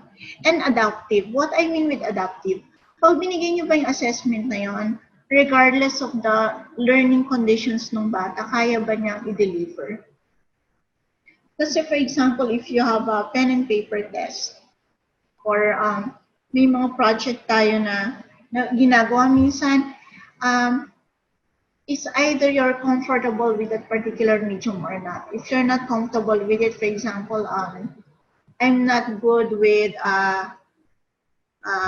yung mga highly creative. I'm not more of an artist. So, minsan pag nagbibigay yung isang subject na you have to do a group report, may mga games and activities, I fare badly on those things. So, ang question is, yung assessment na ibibigay natin, are all kinds of learners able to show what they learn and they are not boxed? So, these are some of the assessment tools that I want us to propose. Some of these are already common. So, concept map. So, when you're teaching and you want to know whether they're able to get the main ideas and how the concepts are interrelated, you can do concept map. The good thing about concept map is that they can actually create a concept map while they are learning, watching a video or reading an article. So if you want a high immediacy, mabilis nilang magawa, and it only requires low internet connection because they just have to take picture of the concept map that they did. You can use this. So this is for the high immediacy with low bandwidth. So reflection paper, madali lang din yan, because they just have to read and write. So, of course, write literary pieces. I have some students before, when we're asking them to explain concepts in science, they have difficulty writing essay, but when we ask them to create a story with their own characters and explain in that story the concept of, say, photosynthesis, this is for the younger kids, they're actually able to create a story that explains the same concept na hindi nila kayang isulat in technical writing. Because there are some students that are just really geared creatively. So, eting mga bagay na kailangan natin i-open up sa kanila. Is essay writing really the only way to explain a concept? Maybe you can ask them to write a story para lumabas din yung creative skills nila. Of course, you have the classic na research paper, reporting, case study, observation, okay, critical paper, role-playing. These are for students who love to act. I have another student before, hindi naman siya magaling magsulat, hindi rin siya into drawing, but he is very good in oral communication and he likes dressing up. So, ang ginawa namin assessment for him, at the end of the quarter, gumawa siya ng report, tapos he dressed up as a reporter na nag-i-interview and was able to come up with an entire script. Kasi excited siya to pretend to be a newscaster. So, we really need to tap kung ano yung interest ng student and inspire them. Kasi minsan nandun naman talaga yung content, pairing inspiration and acknowledging na yung uniqueness nila is something that they do not have to suppress to conform to the box assessment. They can actually bring out their creativity and their own resourcefulness and even their own interest. So another student, sobrang hilig niya sa digital programming. So ang ginawa niya, in one of our assessment, gumawa siya ng sarili niyang animation. Tapos yung characters ng animation, yung nag-explain ng Philippine history. So gumawa siya ng Lego blocks na may mga bahay kubo, tapos may mga something that talks about the Philippine culture. Pero pag pinasulat ko ng essay yun, you will not be able to do that. So, like what I said, designing a program is a good assessment tool. Conducting a webinar training like this. In fact, pwede pong isang assessment na ipagawa nyo sa isang estudyante nyo kung meron kayong tie-up ng organizations or company na in need of input. You can actually ask your class to design a full training program that will run for, say, 2 or 3 months. Yung first 2 months nyo, pwedeng planning, and then the last 3 months, ang part ng ongoing assessment here is that they will give talk to the particular NGO or group. The easiest way to do is portfolio because it's where you document yung learning, daily learning that happens in your students. They can also create blogs, photo essay. Photo essay is an alternative to the blog. So for example, meron kayong assessment na demonstration. Pero yung isang estudyante nyo, hindi niya kayang isend yung buong videos kasi mataas yung bandwidth na i-require. Photo essay allows, ang design yan is that they get pictures of the progression ng activities. Photo siya, tapos may mga captions that details kung ano yung steps that happen. For example, yung class has to do with cooking, different cuisines, and they actually need to cook. So they can take a photo of the preparation, tapos explain nila yung process na ginawa nila, just to show that they actually did it. And then comic strip or storyboard. So dito papasok yung mga artistic na students. There are some kids that are really good in drawing, so you might as well ask them to incorporate that. So kung may mga, maybe for some students, they can write an essay, but for some students, maybe they can create a storyboard that explains the same concept. Kung ang learning objective nyo, ang learning outcome nyo is explain, pwede nyo, may option sila. You can either do an essay, you can do an oral report, if they can record videos, or some artistic student can actually create storyboards. So when you give your assessment to students, you can give them options. Kasi clear naman yung learning outcomes. So ang ibibigay natin yun sa flexible assessment during this flexible learning is that they can choose which among the list of assessment tools yung pwede nilang mode of delivery to show you that they learn. So collaborative document, when you're creating a project or a program, you can actually use yung mga Google Docs for students and stakeholders to interact and create the document or materials or program. So illustrations, infographic, word cloud, or promotion or marketing campaigns. So these are some of the things that we can consider. But of course, when we are, since these are not pen and paper tests na madaling i-check na true or false, you need to create rubrics. So you identify ano pa talaga yung skills na gusto mong i-measure based on your learning outcome. Identify kung ano yung content area or discipline. For example, if that subject is in science, then bulk of the points that you will be assigning for the rubric should focus more on the science-related activity. Kasi what I notice minsan is that dinigrade natin ng mataas yung grammar, dun bumabagsak yung bata, and then yung creativity and design. Pero pag tinignan mo, hindi naman siya course on creativity. Hindi rin naman siya course on grammar, pero a lot of the points and components ng rubric mo ay nandoon sa mga non-essential skills. So kung ang gusto mong i-measure, for example, is process in science, then dapat majority ng components ng rubric mo should base on that. Less point on the grammar side, less point on the creative. Of course, we'll factor it in. Kaya nga ang pinopropose is that to allow them to choose what kind of assessment yung pwede nilang gamitin. Give 2 or 3 options. So, define, siyempre iset natin yung expectation and i-define natin yung parameters. Ano dapat yung nasa loob nun? Do they need to write, say, 500 words? Do they need to insert how many photos? For example, you ask them to create a portfolio. Ilang photos yung kailangan na nandun? May videos ba?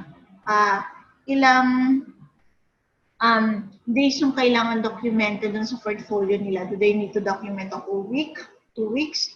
Or is it a once a week activity na ginagawa nila yung kailangan nilang i-document? So you have to define the criteria or category, define ano ba excellent output kasi kailangan din may benchmarking yung mga students. Kailangan natin ipakita what is a good example of that assessment and incorporate that in the rubrics. So criteria should be measurable and of course limit na criteria. 5 to 6 criteria is good. Pag masyado ng marami, mas mahirap na i-design yung assessment and mas mahirap din i-measure yung learning. So these are some of the sample assessment na makikita natin. So this is a concept map.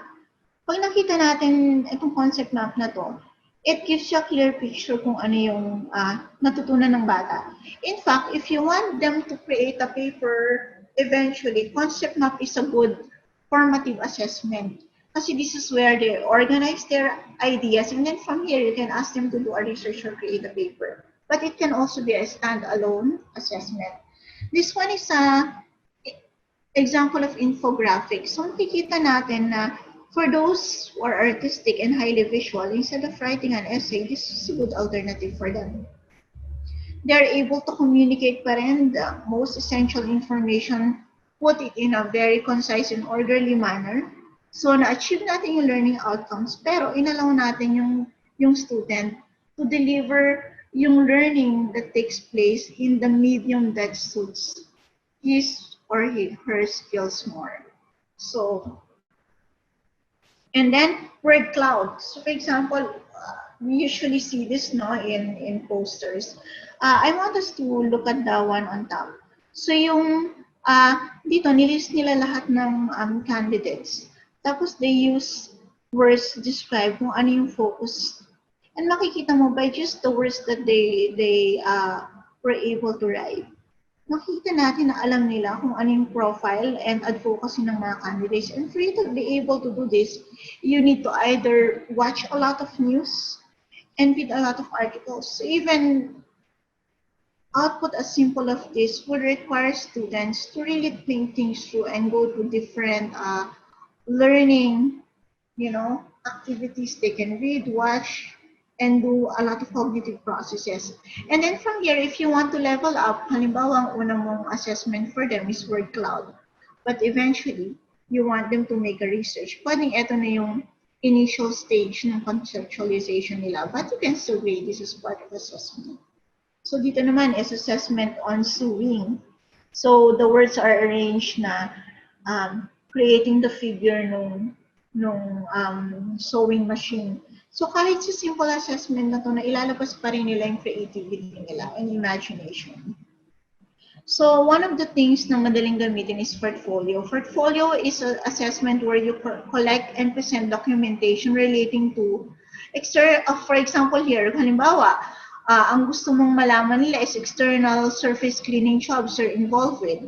Ang example nun, ipapakita mo dito, ang i-require mo sa kanila is the type and quantity of document that listed below. Ito ngayon yung type of instruction na pwede nyo ibigay sa estudyante nyo. So your workplace assessor will review the documentation. So clarify action recorded on the document, establish authenticity, and establish currency. So I want to show you actual work of students that I have. So ito, some of the things that, ang beauty ng portfolio is that regardless of their grade levels. So this one is a work, remember, a portfolio is a collection of work, a documentation of the things that the student was able to learn. So this is made by a 9-year-old student. So siya yung nag-organize nito. So dahil mahilig siya magsulat, makikita natin na yung portfolio niya in language, meron siyang sariling ginawang fable. Yan. And then, we asked them to include quizzes. So, meron siyang kasama na proof na ginawa niya yung required standard na objective assessment. And then, we asked them to create book reviews. So, dito niya nilagay yung reflection niya. And then, in chapter, yung her summary per chapter. So makikita nyo, since this kid is more of a writer, puro words halos yung makikita nyo and very few yung pictures niya. And pag tinignan natin yung sciences niya, even the way she explained and presented, is really more on, yan. Puro words. And then this one, pinakita niya yung experiment niya. So she documented her learning. And then book exercises niya nandito rin. If you're going to look at the other assessment naman ng another student that we have.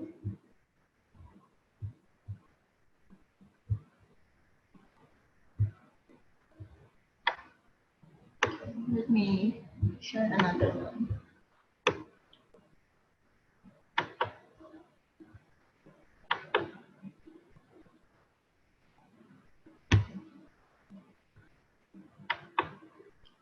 This is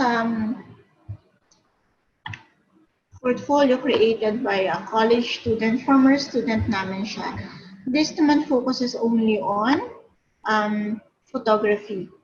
So makikita natin dito yung, so she's now freshman at the American University of Armenia. So before a former homeschooler.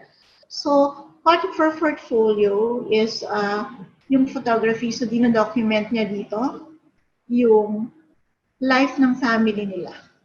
So yes, she is doing yung concept ng photography, na-apply niya, natutunan niya sa photography. Pero we can see that she's able to insert in the things that are valuable for her, which is her family. So part ng compilation ng photos nila is yung moments nila and their travels because they also love to travel. And these are the people that they met during yung mga ministry time nila. So what we can see in a portfolio is it's not boxed to a particular interest. You are free actually to incorporate the things that you value, the things and people that you care for. You can actually involve them in the documentation of your learning. So ngayon, for example, ikaw yung professor niyo ng photography, titignan mo kung yung topics ba na kinover niyo about the different techniques in taking photo.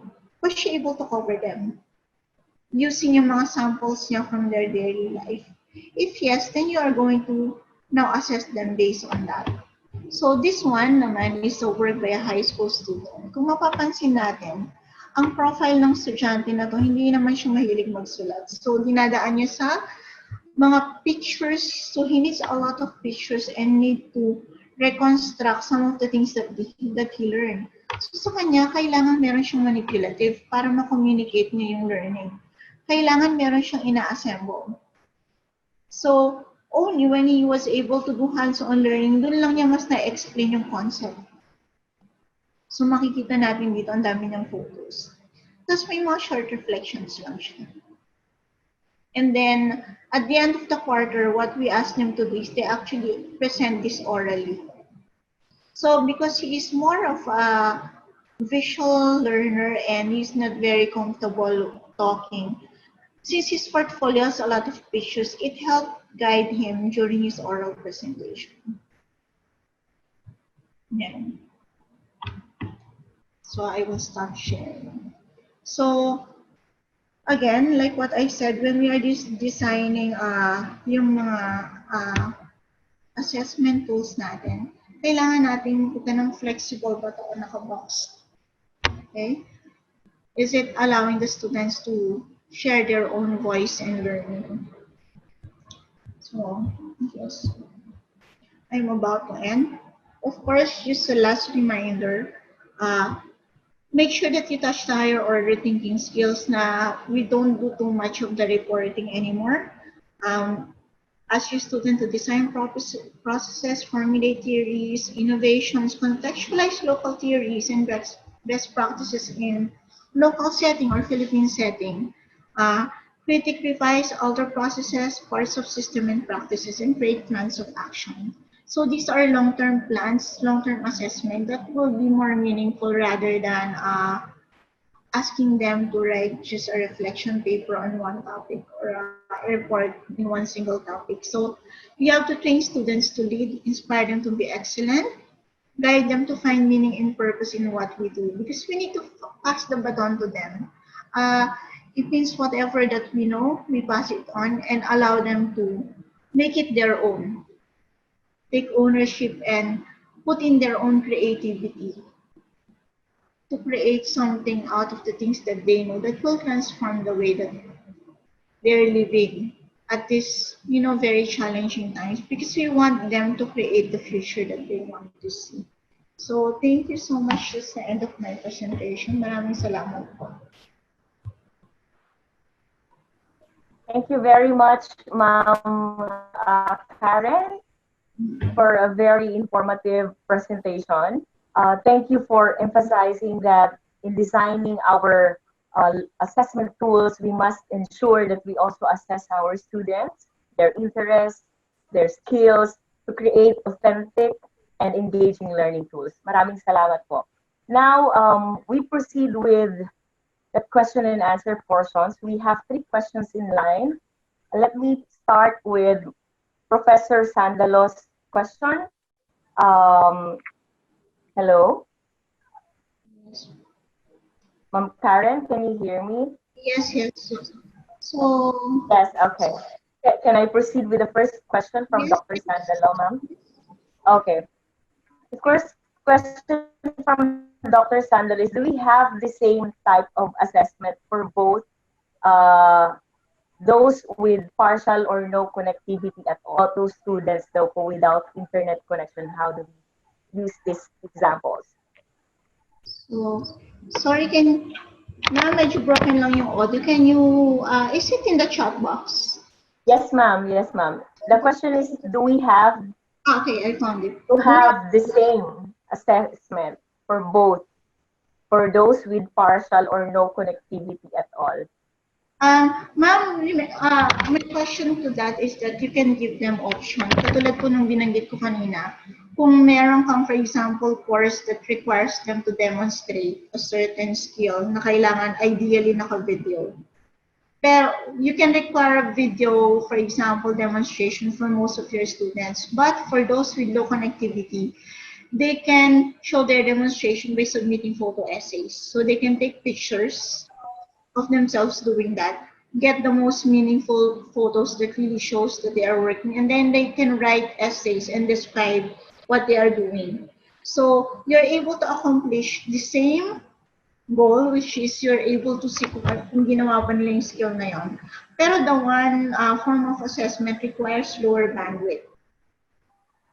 Kasi the one with video, they don't have to explain it. You just take video and talk as they, tell you how they're doing things. But for the photo essay, the students need to take time to actually write and organize. So my recommendation with that is siguro i-balance din natin how we give deadlines. Because those students with lower connectivity will have to show their learning in different ways, which may require them to write and organize more and put it into writing.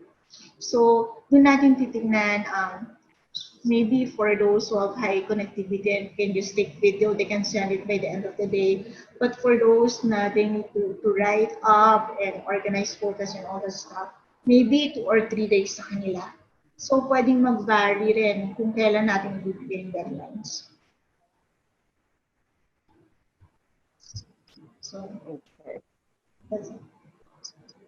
All right. Thank you, ma'am. So in relation to that, ma'am,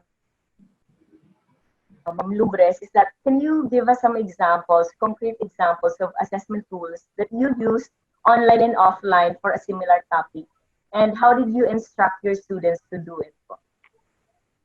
Okay. So for example, meron kang topic like what I said, they need, for example, in a hotel and restaurant, they need to cook a certain cuisine. For example, kailangan nilang gumawa ng Spanish dish. And they need to demonstrate na nagawa nila yung tamang skills sa cooking. So, ideally, for you to demonstrate that, you need to take videos kasi dapat gagawin yun in the actual school, right? But they cannot do that, so they need to do it at home. So, if you have high connectivity and you have the gadgets that you need, you can actually film yourself while you are preparing from the ingredients to the actual cooking and even yung plating or designing food. But what if that student from that same class do not have, for example, the connectivity to actually submit a video? And wala rin siyang enough lighting or gadget to create a good film. But they have a basic camera. So, ang pwede nilang gawin is take pictures of the process. From food preparation to cooking to the design of the food. But instead of submitting videos, they will now collate all the pictures with not just captions but descriptions of the process. Kasi sa video, makikita mo kung paano hinalo, right? The ingredients, how they measure it. But in the photo, since it's just photo, you need to actually detailed description has to be written. So yun, you're targeting one topic and one outcome, which is to demonstrate a skill, but they will submit a different output. So that's one example. So, or Yeah. Thank you, ma'am. How did you instruct them daw po to do it? The activities that you wanted them to do. Kasi they have different mode, di ba? The other class would do the offline, the other class would do it online. What is usually the best thing to do? Syempre, like what I mentioned at the start of the semester, you need to get to know your students. So you already know who are the ones with low connectivity, which are the ones who have gadgets. So that when you give the assessment, may options na doon. For example, like what I said, ang learning outcome mo doon is demonstration. Meron ka ng 2 or 3 options na pwede nilang gawin. So, for example, ang topic ngayon is that you need to prepare a Spanish dish and you need to demonstrate that you follow the correct process. So, may nakanote na doon, these are your options. Options 1, submit a video. Option 2, submit a photo essay. So, may 2 options ka. For example, you want them to explain a certain concept. Pwede may option ka na doon. If you want to explain, is either you create an essay. That's option number 1. For artists, you can ask them to create a storyboard. And for those who are very good in communication, pwede mo nang sabihin, you can submit a report, oral report, video recording of yourself. But for those who likes to talk in a more creative way, pwede ibigay mo option vlog. So pwedeng meron silang mga diorama na ginawa and then they want to present it in a more artistic way. So you're giving them 4 options for just that one particular skill that you want to measure. So pag binigay mo yung assessment, nandun na yung options nila, tapos nandun na rin yung deadline. Siguro it's up to the professor kung 1 week ba lahat yon, or yung the one that requires more editing, are you going to give them more time? So. Okay. It's really important na ma-assess po talaga natin yung ating mga students and their connectivity. This is what Ma'am Karen, sinabi niyo po na you have different options for each student kasi they have different interests, also they have different bandwidth, for example. Connected to that is the next question po from Dr. Ted. With that, ma'am, na similar po ang topic, similar activity, different yung kanilang isasubmit na output. Do we really need to make, do we have to make person? And how do we grade the outputs daw po? That's the question from Dr. Talavera. Ma'am, hanapin kailangan. Nakakata ko. But I get the part where you said na how do we grade.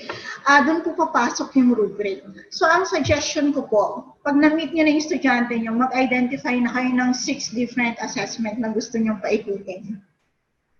For example, gusto nyo mag-vlog sila. Itong profile ng student na ito, maraming artist so vlog, storyboard comic strip, issue na assessment na gagawin ko. So, meron na kayong, gumawa na po kayo ng rubrics. So, kasi usually isang set lang naman na yung rubric na gagamitin mo. For example, you have 2 assessment that requires may namili ng comic strip. Make sure lang na meron ka nang ready na rubric for that. So, create it at the start of the semester. Pag nakita niyo na ito na yung profile ng students, no? And most likely, these are the assessment na ibibigay niyo na options. Gawin niyo na po yung rubrics. The good thing about that is that ang dami pong rubrics online. I-tweak niyo lang sila kung ano yung advisable. I mean, mas applicable for your students and for your area of discipline. So, may binanggit yung first part. Is it possible to have one activity but different assessment tool? Yes, ma'am. So, halimbawa, pinanood nyo sila ng TED Talk or a certain documentary, yun yung in-upload nyo, for example, sa Canvas. Pwede yung isang kid, kung gusto niya i-present yung learning niya, pwede gumawa siya ng concept map. That's how the student want to present the summary nung TED Talk na yun or documentary. But the other one can also use infographic. So, possible na isang learning activity nila, but yung mode ng delivery nila ng learning nila, how they learn is different.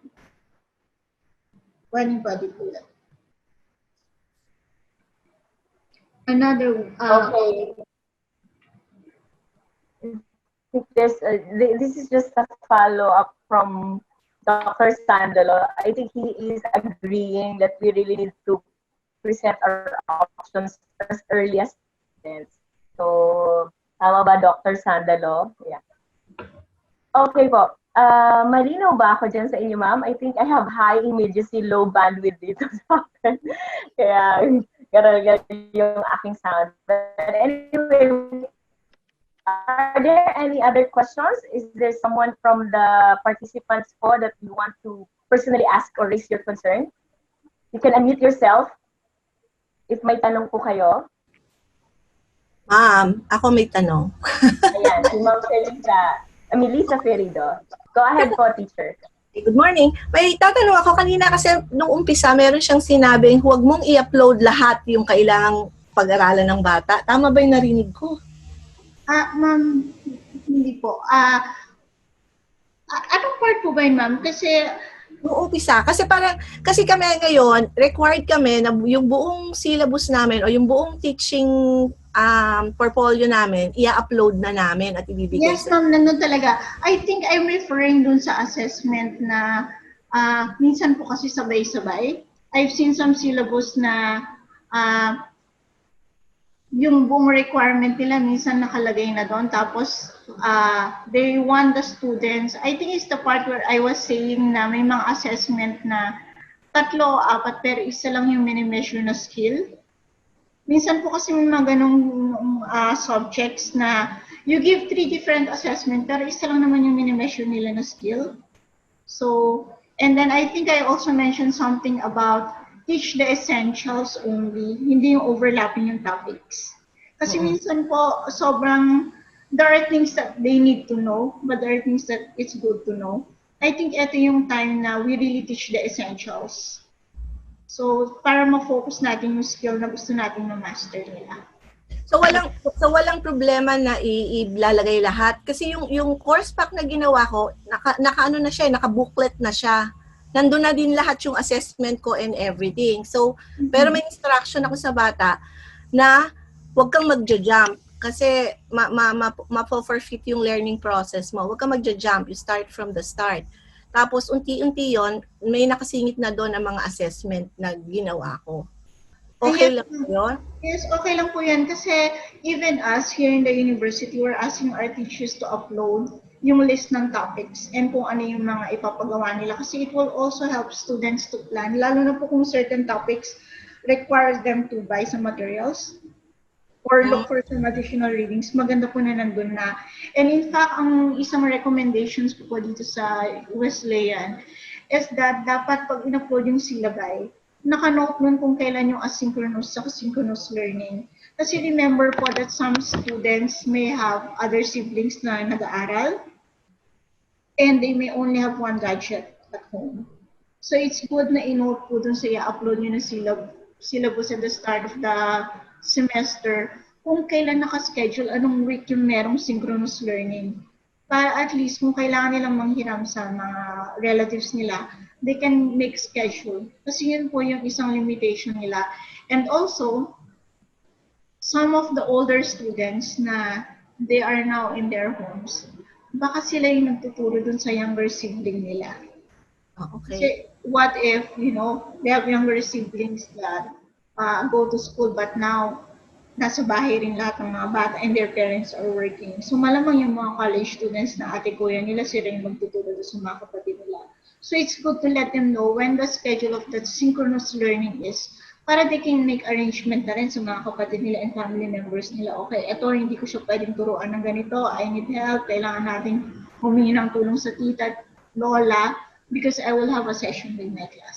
So iyon po yung i-add natin, schedule of synchronous learning. Okay, thanks. All right. Thank you, Ma'am Felisa. Melissa Ferrido. Thank you, Ma'am Karen. We have another question from Sir Apti, Sir Arvin. Let me read his question.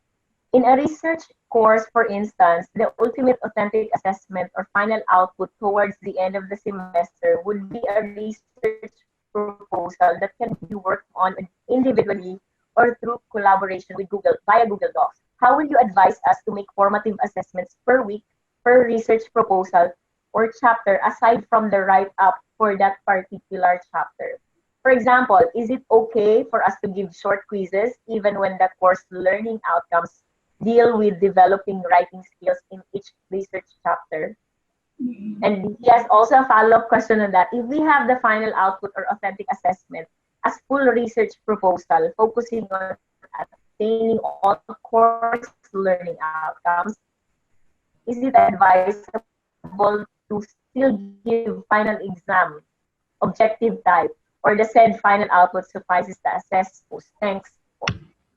Okay, so gusto kong sagutin mo na yung dulo, no? So I think kung ang learning outcome naman ng research is for them to make a proposal and they are able to create a good research proposal, there's no need for, I think from my end, no?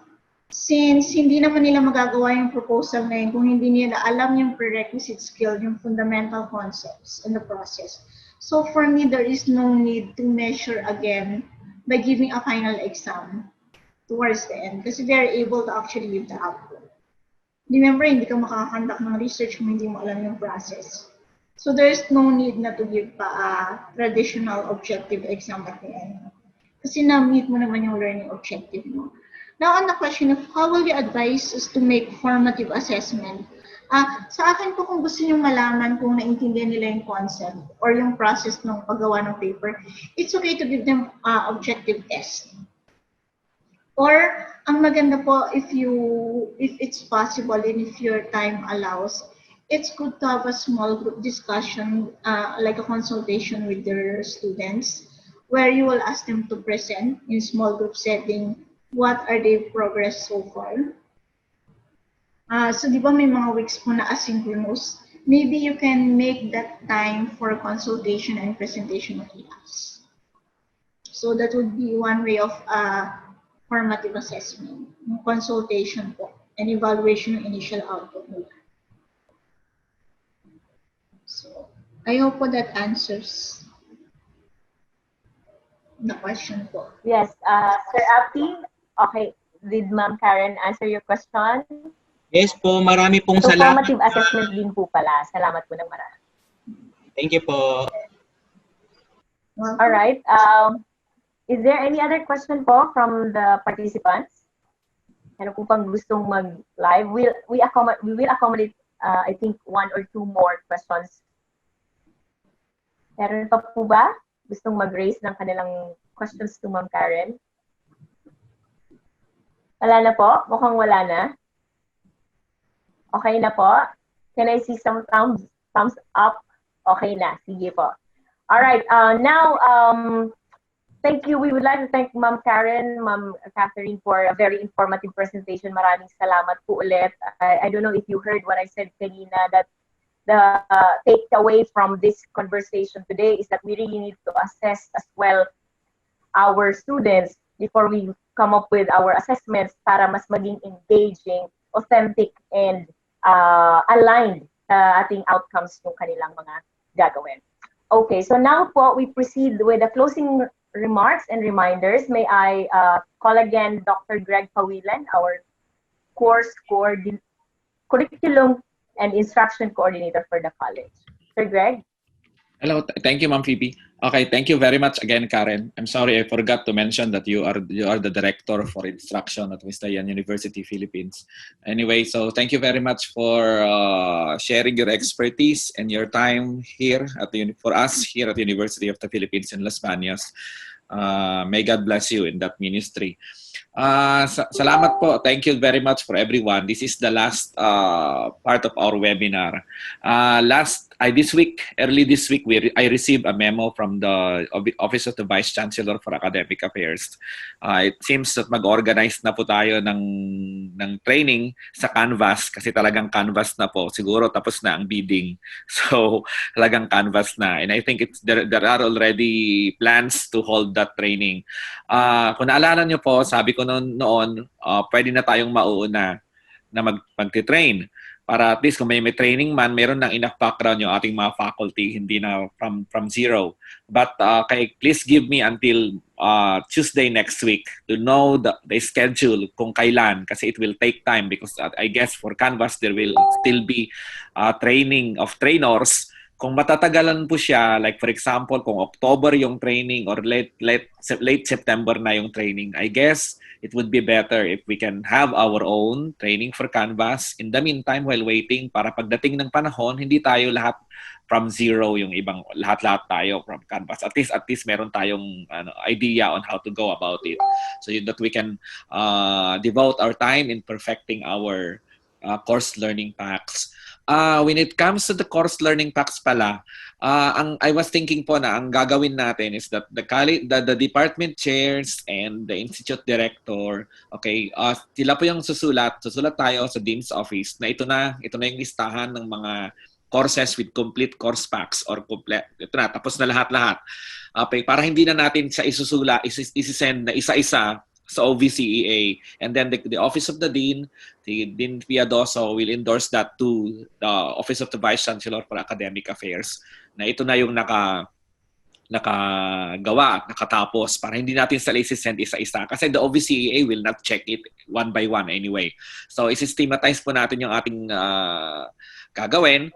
So certify na lang yun, sir, kung pwede, para hindi natin sila isisend na isa-isa. And then, of course, dahil may incentive, manlibre yung iba.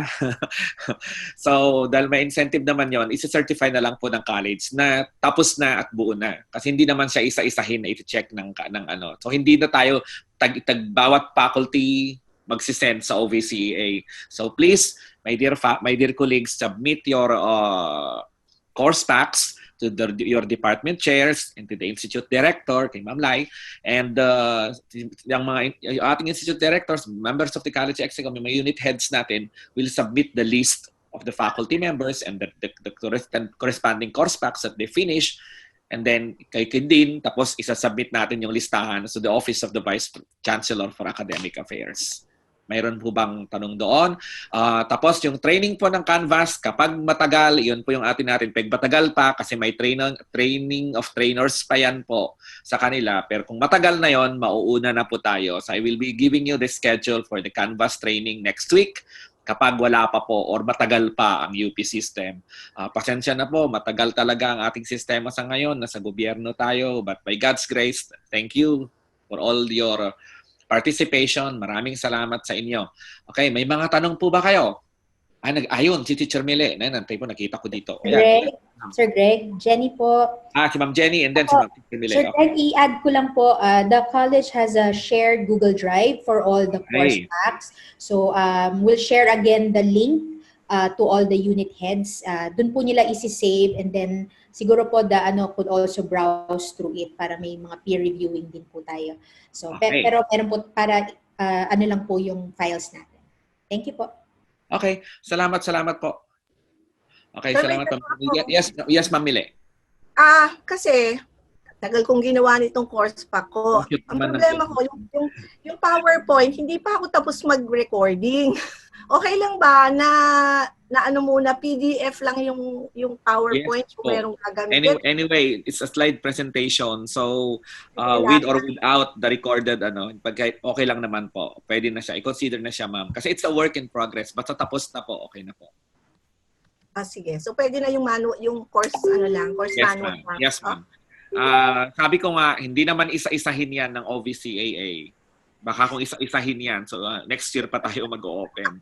So we trust that the institute director and the unit heads will check if you need my expertise also to check some of the materials or to look at some of the materials, okay lang po. Ganun po ang gagawin natin. Anyway, may Google Drive naman. We can have our peer evaluation of our works. And then from there, isa-submit po natin sa OVCAA yung list ng mga faculty na nakatapos. Yung mga hindi pa tapos, yung mga nag-i-struggle pa, na 50% pa lang, 30%, 10%, 2% pa lang yung natapos, it's okay naman po. It's a work in progress. It's a work in progress. Sa akin, liberal ako dyan. I understand.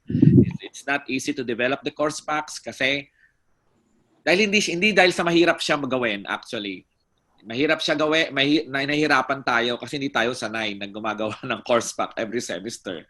Actually sa UP, ito yung experience talaga ng UP. It's easier for other state colleges and universities, especially for the private universities than us kasi tayo talagang more on lecture discussion, more on practicum, and then except for those, of course, na mayroon na talagang course modules and other materials na ginagamit. Okay, so okay lang po yun. Kung hindi nyo pa tapos, it's a work in progress. You can submit still that certify pa rin yan po pag natapos ang inyong mga ginawa. Yes, Din? Narinig parang ito yung boses nyo? Sir Greg, Dr. Devanadera is raising her hand. Okay. Yes po. Hi sir, kumusta po? Kumusta po sa lahat? Sir, nabanggit niyo po na Canvas na po yung option. Tama po? Ay, walang option. Pero Canvas na po.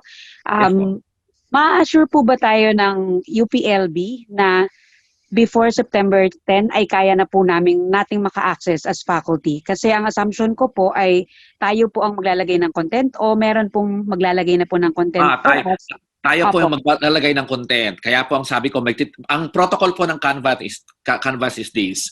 Okay, dahil okay na tayo and then we will set up the system. So, nagmi-meeting na ngayon, ongoing po yung mga meetings. They will train trainers. So definitely, we cannot still upload our material on September 10. Wala pa po. Kita ko po, baka September 30, hindi pa. Kasi po, ititrain pa po yung lahat ng faculty.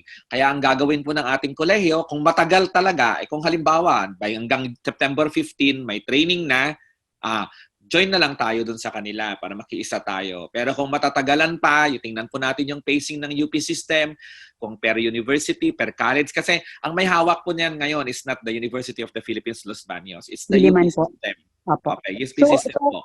Nauna lang po kasi ang UP Manila, kaya they are serving as our model for the Canvas. So, kapag matagal pa yon, then ang babalak ko is maumpisa na yung training sa atin. Okay, Okay, kasi sir. meron Tapos, pwede naman yung dami na na pwede namang gawin. Of course, hindi pa yun yung official na Canvas, pero at least mayroon na idea na yung faculty, hindi na tayo from zero na nakikitanong kung ano ilalagay ko dito, paano ko pipindo, hindi na ganon. Yes. Okay, so yun Tapos, po ma'am. yes sir. Tapos follow-up question na rin po. So, ibig sabihin po, nakaabang na rin po yung, kunyari, Moodle po ang gagamitin or Google Classroom para makapag-start na rin po ng klase ng September 10. Tama po ba? Yes po. Okay, Actually, thank you po. ang naisip ko ganito. Remember in the memo from the Office of the Vice President for Academic Affairs, we are allowed to use 2.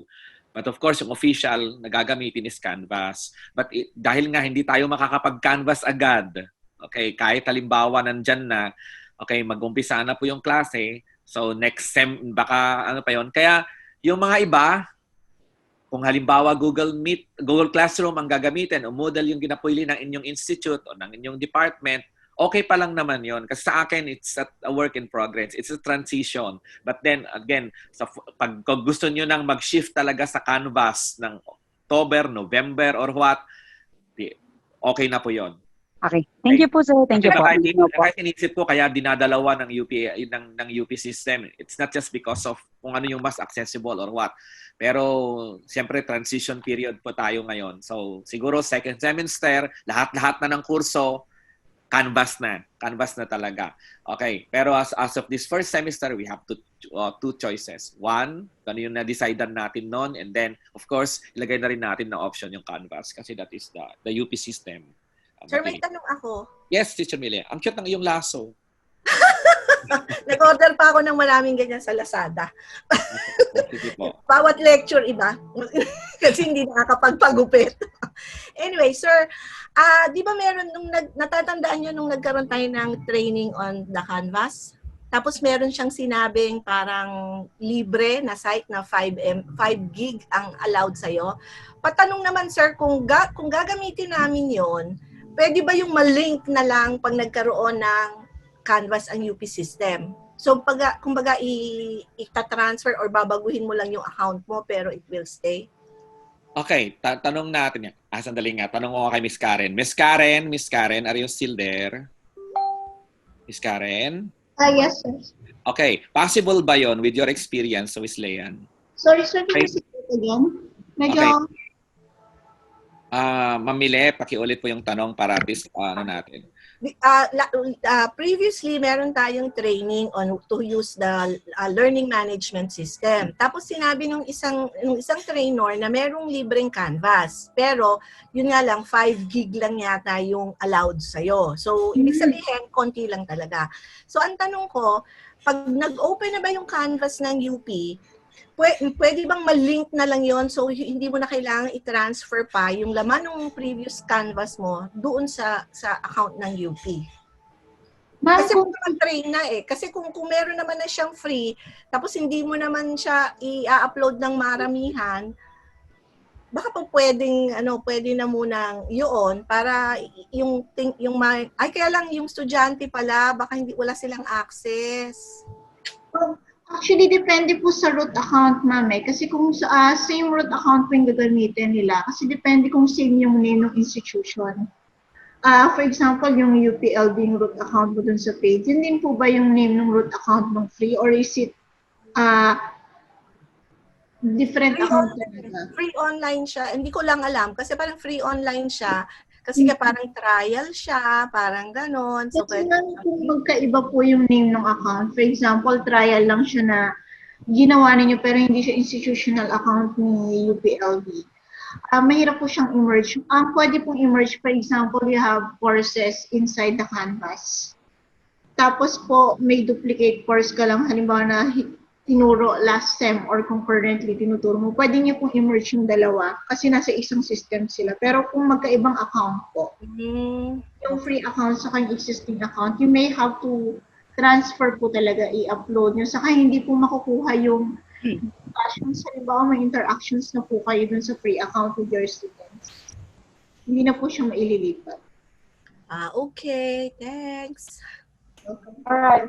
Thank you, Ma'am Mile. Thank you, Sir Greg. I think we can accommodate one last concern for Dr. Greg from Dr. Bustos. Ma'am Angie, you were raising your hand kanina. Yes. May question pa po ba kayo? Yeah, sir, sorry ha, naglalag kasi yung net ko. So, narinig ko kanina yung dulo Okay na lang, sorry. Okay lang. I-verify ko lang po. Yung bali dun sa course pack, required po ba na ilagay na yung PDF na ng PowerPoint presentations? So, yes po. Actually, ganito yon, di ba? Kasi yung course pack naman, either dalawa yung option natin, online or yung print. Okay, yung online gagamitin siyempre yung sa Edmodo and everything. So, para tayong gumagawa ng portfolio sa isasubmit na course pack sa ngayon na parang proof na meron na at ready na. Kasi hindi naman na kung if you're using Moodle or if you're using the Google Classroom, hindi naman pwedeng iyon ang isasubmit natin. So, kasi I have to be honest to everyone. Ito yung feeling ko kasi pinagsasubmit tayo ng UP ng course pack. How can we submit that? Una, wala pa yung LMS natin. So yung sa LMS, doon natin i-check ng mga department chairs at saka ng ating mga execom kung talagang meron ng laman yung nyo dapat, etc. Everything. Pangalawa, kasi meron nang sinasabi, branding. How can we do that? How can we have the branding? Lahat tayo, iba-iba yung LMS natin. May Google Classroom, may Moodle, may ano. Saka pa lang tayo magkakaroon dapat ng branding and everything na yan kapag nandyan na yung canvas at gagamitin. So yung ating course pack po, ngayon, ang mangyayari, kaya ko yung PDF, ma'am, ang ilalagay mo, o PDF or yung copy mismo, na ilalagay na sa folder o ano man, okay lang yun, ma'am. Kasi parang yun, lalabas po na yung course pack na isasubmit natin ngayon are just the proof. Parang lang nag-submit tayo ng I hate to remember, pero itong ating promotion, ganun lang po. You put it in a folder. Ito yung ginawa ko. This is the syllabus or the syllabi that we are going to use in every course, etc., etc. Pwede naman naka-organize siya into folder na, per course na, para madali na lang. So, ganun po, ma'am. So, okay lang po yan, ma'am. Kung naka-PDF or yun na mismo, okay lang po. Pero, sir, kasi pagdating ng LMS naman, ma'am, gagamit ka ng Google Classroom or what, kayo naman po maglalagay doon. Basta sa atin, may proof na meron ka. Yeah. Yes, sir. Okay ako dun sa online. Okay din po ako sa soft copy kasi di ba yun ang ano. Pero sir, yung intention na ang course pack ay for printing, ilalagay po ba yung PowerPoint na, yung 6 in a page, ganon? If the intention would be for printing for those na walang internet connections.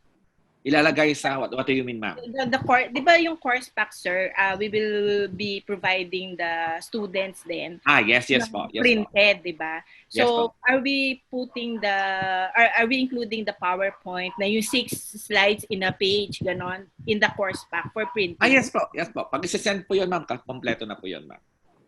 Pero yung sir, syempre yung videos tsaka yung mga online resources, hindi natin yung pwede ilagay. So, links lang. Yes, ma'am. Opo. Okay. Sir, salamat.